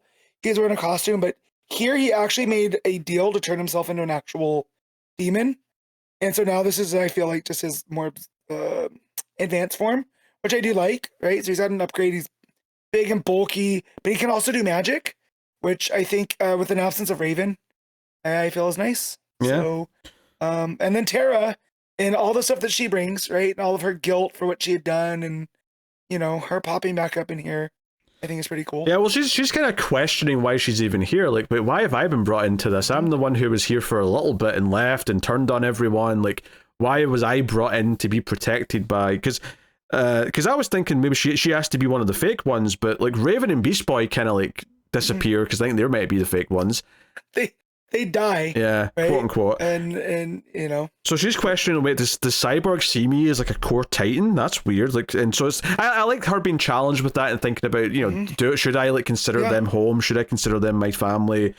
And be like a Titan regularly?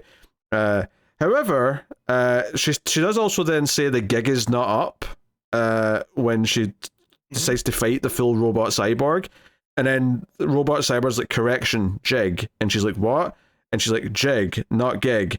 And I was like, wait, is she like a creation? Is that why she got that wrong? Is this like AI getting like a phrase wrong? And then the ending reveal is just really weird, where this, I think, new character like basically sticks her hand through the robot cyborg's head and appears, and she's like, the jig is not up, silly. And it's this girl in like a green top, and it's like a dark green skirt and like a little pink bow tie. And Vic, the human cyborg, is like, meet the final member of the New Titans. She's the future, the daughter of tomorrow, and she says her name's Eva. And Tara's like, what the F? So, yeah. So they had talked about Eva early on. Yes. It was right here with Vic's talking to Nightwing. And he says there's a lot going on, smashing that damn coffee maker. Eva was able to slide past Cyborg's defenses and help us bust in here. Now, correct me if I'm wrong, the whole idea with Tara being this turncoat who was sent to the team, right, by Deathstroke to bring them down from the inside, and the whole Judas contract, putting her up against this Eva character that we're just supposed to trust because it's coming from the human side of Victor Stone, who wants to help his friends. There's something that's not adding up, right? Like, it's just one of those things where you'll be watching a show and there'll be this new character pop up, and at the end they'll be like, oh yeah, she was always here, right? And then it come to find out through the course of the story, it's like, oh no, that was something that was infiltrating and messing with memories and all this other stuff. So I'm almost wondering if that's kind of what she is. Yeah. Because we don't get any clarification. They just said she was able to slip past the defenses. And it's like, well, is she a cybernetic thing? Is she a program? Is she... Because it seems like all of this stuff is hard light, right? Because if you look at the cyborg version of Cyborg, it's not really there. He dissipates into like code. Well, no, I don't think it's hard light. So... I think they're all asleep or something. I think they're all in virtual reality. Oh, that's right. Yeah. That's right. Because it was reminding me of Birds of Prey, where that's the... Oh, that's a weird thing to jump to. Coffee was... Yeah, the hard light augmented reality. Well, remember in stuff. Birds of Prey, remember with them being in that augmented reality, and they had to take the drug, the gas, in order to interact with it more? Oh, so you thought they were using the same tech here? Really wonky. Well, no, it just reminded me of that, and I forgot about that because that was the point of the coffee, is they would have to drink the coffee every day. When they stopped, that's when they were able to get through. That's when they were able to see through that sheen. I mean, clearly, I forgot about it. It's VR. Yeah, I mean, obviously Eva has some tech skills, or maybe she is like some sort of computery character or program herself. I don't know. I'm sure we'll learn more about her. But this whole idea of why is Tara here? Is it the real Tara? If it is the real Tara, why is she here? I don't know, but it's interesting that this issue is framed a little bit more from her perspective at the start and the end, almost as if she is going to be an important character for this arc, and like, maybe a realization she has, or maybe she'll end up saving the rest of the team somehow. I don't know. I mean, I'm intrigued though, and it feels very different from Bal's other book right now. Yeah. So, I'm curious. He has a good handle on the Titans. I think it's interesting just because it feels like a more unique story than we've had with the Titans anytime recently. So I'm down to see where he goes with it right now. Now, admittedly, what's it going to be like once they actually have like a proper villain to go and face? I don't know. We'll see how he does with a more normal story after this one, assuming he gets a second arc. But at least right now, I'm intrigued by kind of where we're going with this, and Yep.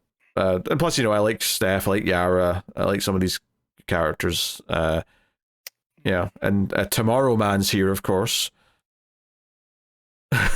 Yeah, Tomorrow Man. No mask though. That's what I'm calling it from now on. Old John Kent is Tomorrow Man. But yeah, so no.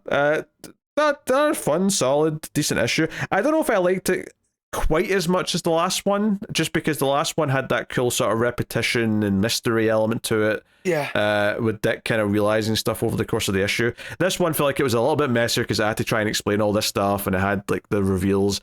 But I did like the framing from Tara's perspective, just to see like how, like, it makes me curious to see how she's going to fit into the rest of this. But we'll see more of the explanations next issue, I guess. Basri's art is solid, as always. I do think the full cyborg, the full android one, looks a bit weird in the face, but I don't know if that's just because, like, yeah, he's just a robot face. We're used to seeing the human face. Yeah, it's strange. It's very strange. It's very generic without the human part mixed in with it. It looks like Cyborg, but it's not Cyborg. It looks like some sort of weird mechanical sex doll. Hey, but I'm happy that Vic gets to be human. And it seems like that's the goal right now, right? Yeah, I just imagine next issue is going to be like, touch my muscles, go on, touch them, touch my muscles. Feel that muscle. Yeah. That's a real arm, that right there. That's an arm, baby. Well, and the fact that he was a jock, he was a football player too. Yes. So he's going to be flexing on everybody, Yeah. So, anyway, that's New Titans. What are you giving it, Matt? 7.5. Yeah, I think that's it. I'm going to go with a straight 7, I think. I mean, I still had a good time. I'm down for more. I'm just not going to, like, it didn't blow me away necessarily either. But it's interesting enough, though. I'm curious to see where it's going with what it's doing. So, next up, every month on Patreon, patreon.com/MailFuzzTV, you can make me read a book of your choosing at one of the higher tiers. And this is, instead of doing 2 Gideon Falls per month, I'll do an issue of Gideon Falls next week. I'll now be alternating between that and The Last God, which is what I'm doing here today, issue 1 of The Last God, which is the Philip Kennedy Johnson series with Federici on art.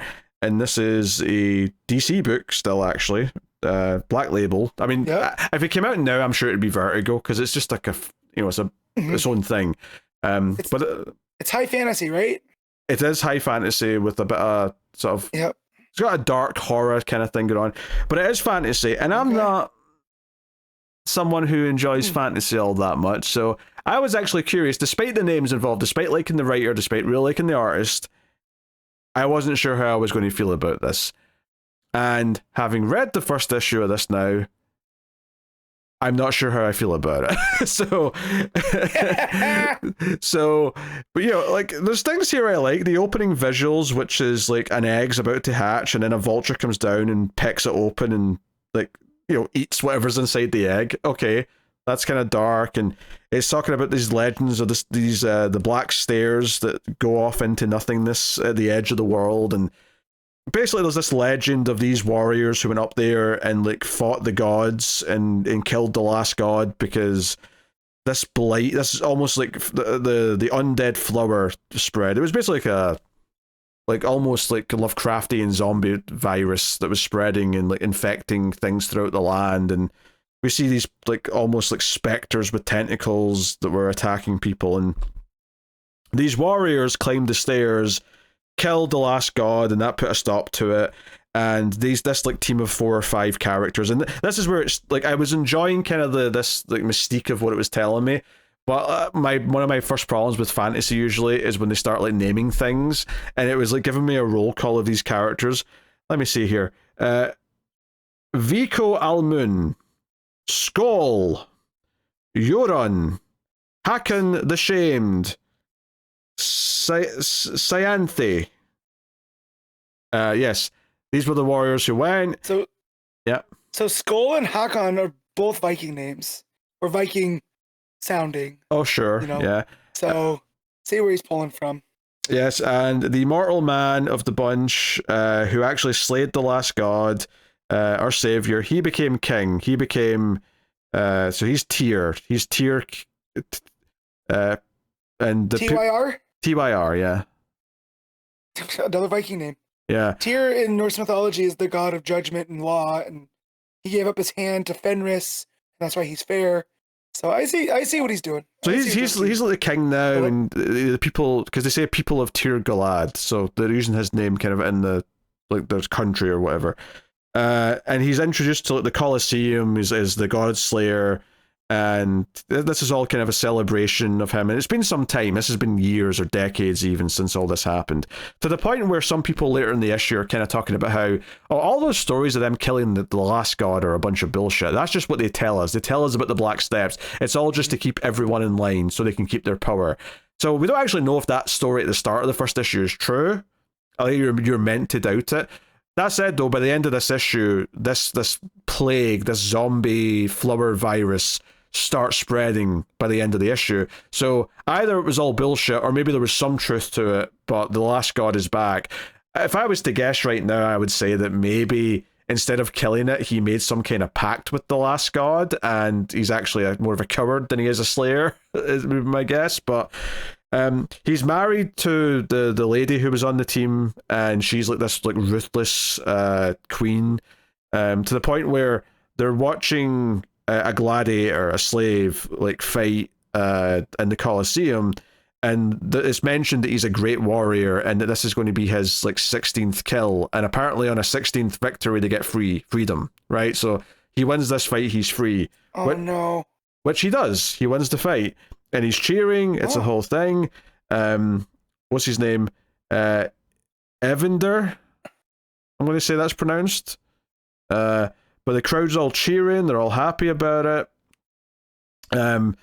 Tyr's already skedaddled, he doesn't even want to be there anymore. In fact, he has like pain in his chest, and it's almost like the voice of the last god's coming from his chest, like maybe whatever pact, or maybe it's just revenge. Maybe he did kill the last god, and the last god's taking revenge by spreading from him, and that's how the virus will start. But the queen's like arguing with this other like high-ranking guy who seems to not like him. He's got Spock ears, so maybe he's an elf. I don't know. Like they don't mention it. But yeah, what was he say? He's like, yeah, to kind of tear a nation of thieves. Yeah, he calls it a nation of thieves, and then the queen's like, oh hey, Valko, your name is it? Basically, this sounds like someone who this Valko wasn't on the team or anything. He's more like someone who's risen up the ranks now, and now he's kind of like getting on the nerves of the queen. So it's almost like he's maybe like if everything collapses, he's the one that's going to be making a power play, is the vibe I'm getting from him. Yeah, basically when the queen meets this warrior, the one who won these combat, and she's saying, oh, you must be honored, and he's groveling like he's supposed to. He's like, hey, I serve in the king's army, blah blah, and she's like, oh, prettier words and all the rest of it. But then she looks at his ear and sees that it's kind of damaged. And for some reason, this makes her like turn away, and she's like, and I don't know if it's meant to be because he's not perfect, or if there's a sign here of something that she doesn't like, but she basically just gets up and says, nah, put him back in the slave barracks. And like the others are like, wait, no, he won his victories. Was it 60 or 16? I don't know, whatever. He's won all of his victories. Gotcha. And she's like, no, I don't care. Let him win 60 more if he can. And apparently she may be also a bit pissed that he never kills. Like, he's supposed to kill everyone, but he doesn't. He just like beats them. And apparently she doesn't like that very much. Familiar. Yeah. That's familiar. Yeah, and then the other dude, the was it Valkor? What was his name? Yeah, Valko, sorry. Valko, see, this is the problem with fantasy, is I can never remember all the goddamn names. But Valko like turns to him because he's still kind of standing there, and he's like, why do you not kill? And he says, draw your blade, grass eater, and I'll show you what a slave's life is worth. So he basically just challenges him. So I'm getting also the sense that Valko and his like spiky-eared race are maybe like looked down upon by a lot of people. Even this slave is kind of like bad-mouthing him and saying, hey, I'll fight you and kill you right now. So we're maybe trying to like set up kind of some of the dynamics between the different types of people in this fantasy world. And later on, we see that this virus is spreading, though. Like, people are got tentacles growing out of them, and they're turning rabid, and it's spreading throughout the city. And this kind of intersects with our slave character. who's speaking with his friend, who's also a slave. And his friend gets killed once they encounter the virus and the monsters, and part of the city ends up on fire, and they run towards it, and his friend gets killed pretty quickly here towards the end. But yeah, like everyone's basically just starting to fight the infected people, as his friend's getting bitten by one of them, and there's tentacles going through in him, and he's shouting out his name. His name's Kono, which I don't know if that's going to be important because he's already dead. Maybe he'll be infected and we'll get like a zombie Kono coming after him. His name was Kono. His name was Kono. So the warrior starts like fighting the zombies and that stuff as well. As does a woman who was with Volko, who's the same race as Volko. So they're fighting all this. Basically, she's like, oh yeah, because the warrior he basically starts spouting the propaganda where he's like, how can this be? Our king, our fearless leader, Tyr, he slayed the last god. And she's like, are you blind? That was all a lie, just to keep us in line. Your king is no hero, the last god isn't dead. And then the big final page it's the king himself who is like patient zero. Like we see him looking really big. His arms have turned into these big long tentacle tree branch type things, and he's slaying people. The queen looks kind of like worried in the foreground, and the Valko like companion says, we have to return to the Black Stair, and that's kind of the cliffhanger. So I feel like I'm having to pay so much attention to try and retain like who these characters are, what their names are, and how this is playing out. The funny thing is, though, is that the core idea of like, oh, this is like a demonic zombie virus spreading through everything, is good. Is an interesting concept, and some of those visuals are really good. I can see he took these concepts and applied them to the DC universe. You have the warrior that won't kill, right? That's Superman in Warworld. You have this virus type of thing that's kind of like Algren's, whatever aspect that John had to deal with. I think it was the Will, right? Yeah, Will with the purple. Yeah. I can see those seeds gestating through superhero stuff, but it feels like it started there. This feels a lot more like a zombie virus, though. This feels more like the apocalypse is happening, so it feels a bit more distinct in that sense. I mean, Federici's art is fantastic. It's fantastic the entire time. It's Federici. Right, it's moody, it's detailed, it feels like it's epic and grand, and all the horrific stuff feels horrific. You see like a rat with like, or is a cat eating their own kittens? No, it's a dog eating its own puppies. I don't know. Either way, it's like an animal eating its own offspring, and it's just like these bloody little carcasses. It looks great. Like all of it looks gnarly. It's gorgeous. It's gorgeous, and ultimately it's just my own distaste for like the fantasy tropes of like all these names and like trying to keep track of like the different like players involved. Admittedly, looking through it again and talking through it as I'm kind of giving a review of sorts is helping kind of keep it together a little bit. So maybe these like relationships between these different peoples will make more sense as I read more issues. But I didn't hate it by any stretch. There was definitely some hurdles in the middle where I think if I wasn't doing this as a Patreon book, I'd probably just throw in the towel and say, I just won't bother. But if I'm going to keep reading this for Patreon, then I think it probably will, at least because it is a good writer and it's a good art team. I'm probably going to find joy in it. But definitely some hurdles for my own taste kind of coming up here in the first issue. There is some back matter as well, but I'm not. I wouldn't be reading this in a Johnson book. No way. Yeah, there's like 5 pages of prose or like newspaper articles after it, and look, I respect the patronage, but I wouldn't be doing this for a regular book I was reviewing, so I'm not reading it for this one either. Actual text? No, thank you. I need word bubbles and narrative boxes. I just look. There's a pace to a comic book that is a comic book, and the pacing just completely craters once you get me to a page of prose. I'm not having it. All right, it's the same way of like I don't want to be watching a movie and then halfway through the movie, hey, stop and read a comic book and then continue the movie. I don't want to do that either. That's stupid. So anyway, As far as a rating goes, it's kind of tough. I'd probably have to say it probably does get to like an 8 because the actual craft, the actual art style, the action looks great whenever it's happening. And my misgivings are a bit more just from like the fantasy stuff that I just like find it tough to get into. It'll probably be easier to grasp the more I'm with the characters and the more I get of like who the different factions are and this like elf-like race who seem to be like making a power play, or at the very least they seem to be opposed to the king and his reign. The king's kind of like an undead zombie now though, so maybe it's just going to be the queen that we have to deal with now, but regardless, I'll give it an 8 and call it there. But that'll take us out to the final part of the show, where we pick our favourite stuff of the week, favourite panel/moment, favourite cover, favourite art, and of course top 5 books. So starting off, Matt, what is your panel/moment of the week? All right, so sake of brevity, I'll point out 2. The Scarecrow walking out of the corn in Absolute Batman, top tier creep stuff. Love it. But for me, it's going to be Wonder Woman lifting up that soldier, you know, and looking like a badass in the pages of Wonder Woman. So that's mine. Sure.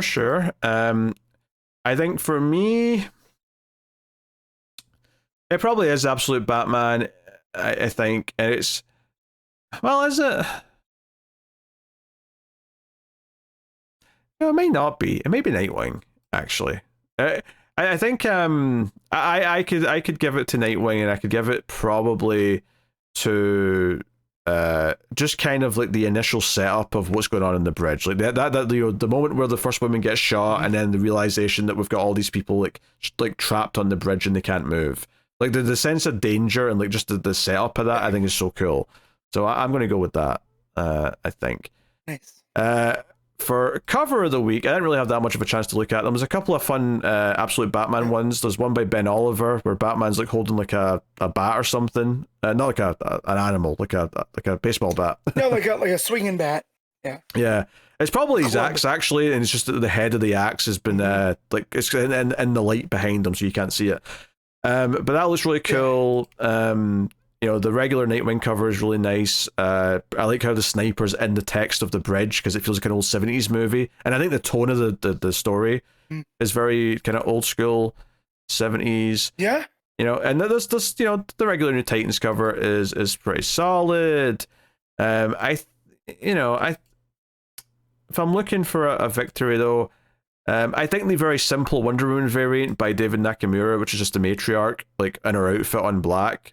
There's almost like nothing in terms of like composure to it because she's just standing up straight, but it's almost just like a here's a nice simple cover of like the villain, and because she's new, it's nice to get a good look at like what her outfit's like and all the rest of it.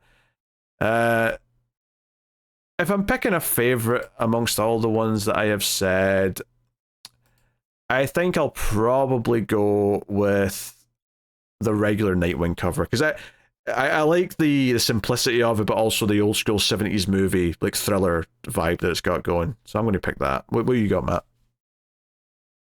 All right, so the main Wonder Woman cover, I really like. It's got the sword, right? But also the crosses, and then Diana and Trinity flanking it. I think that looks really cool.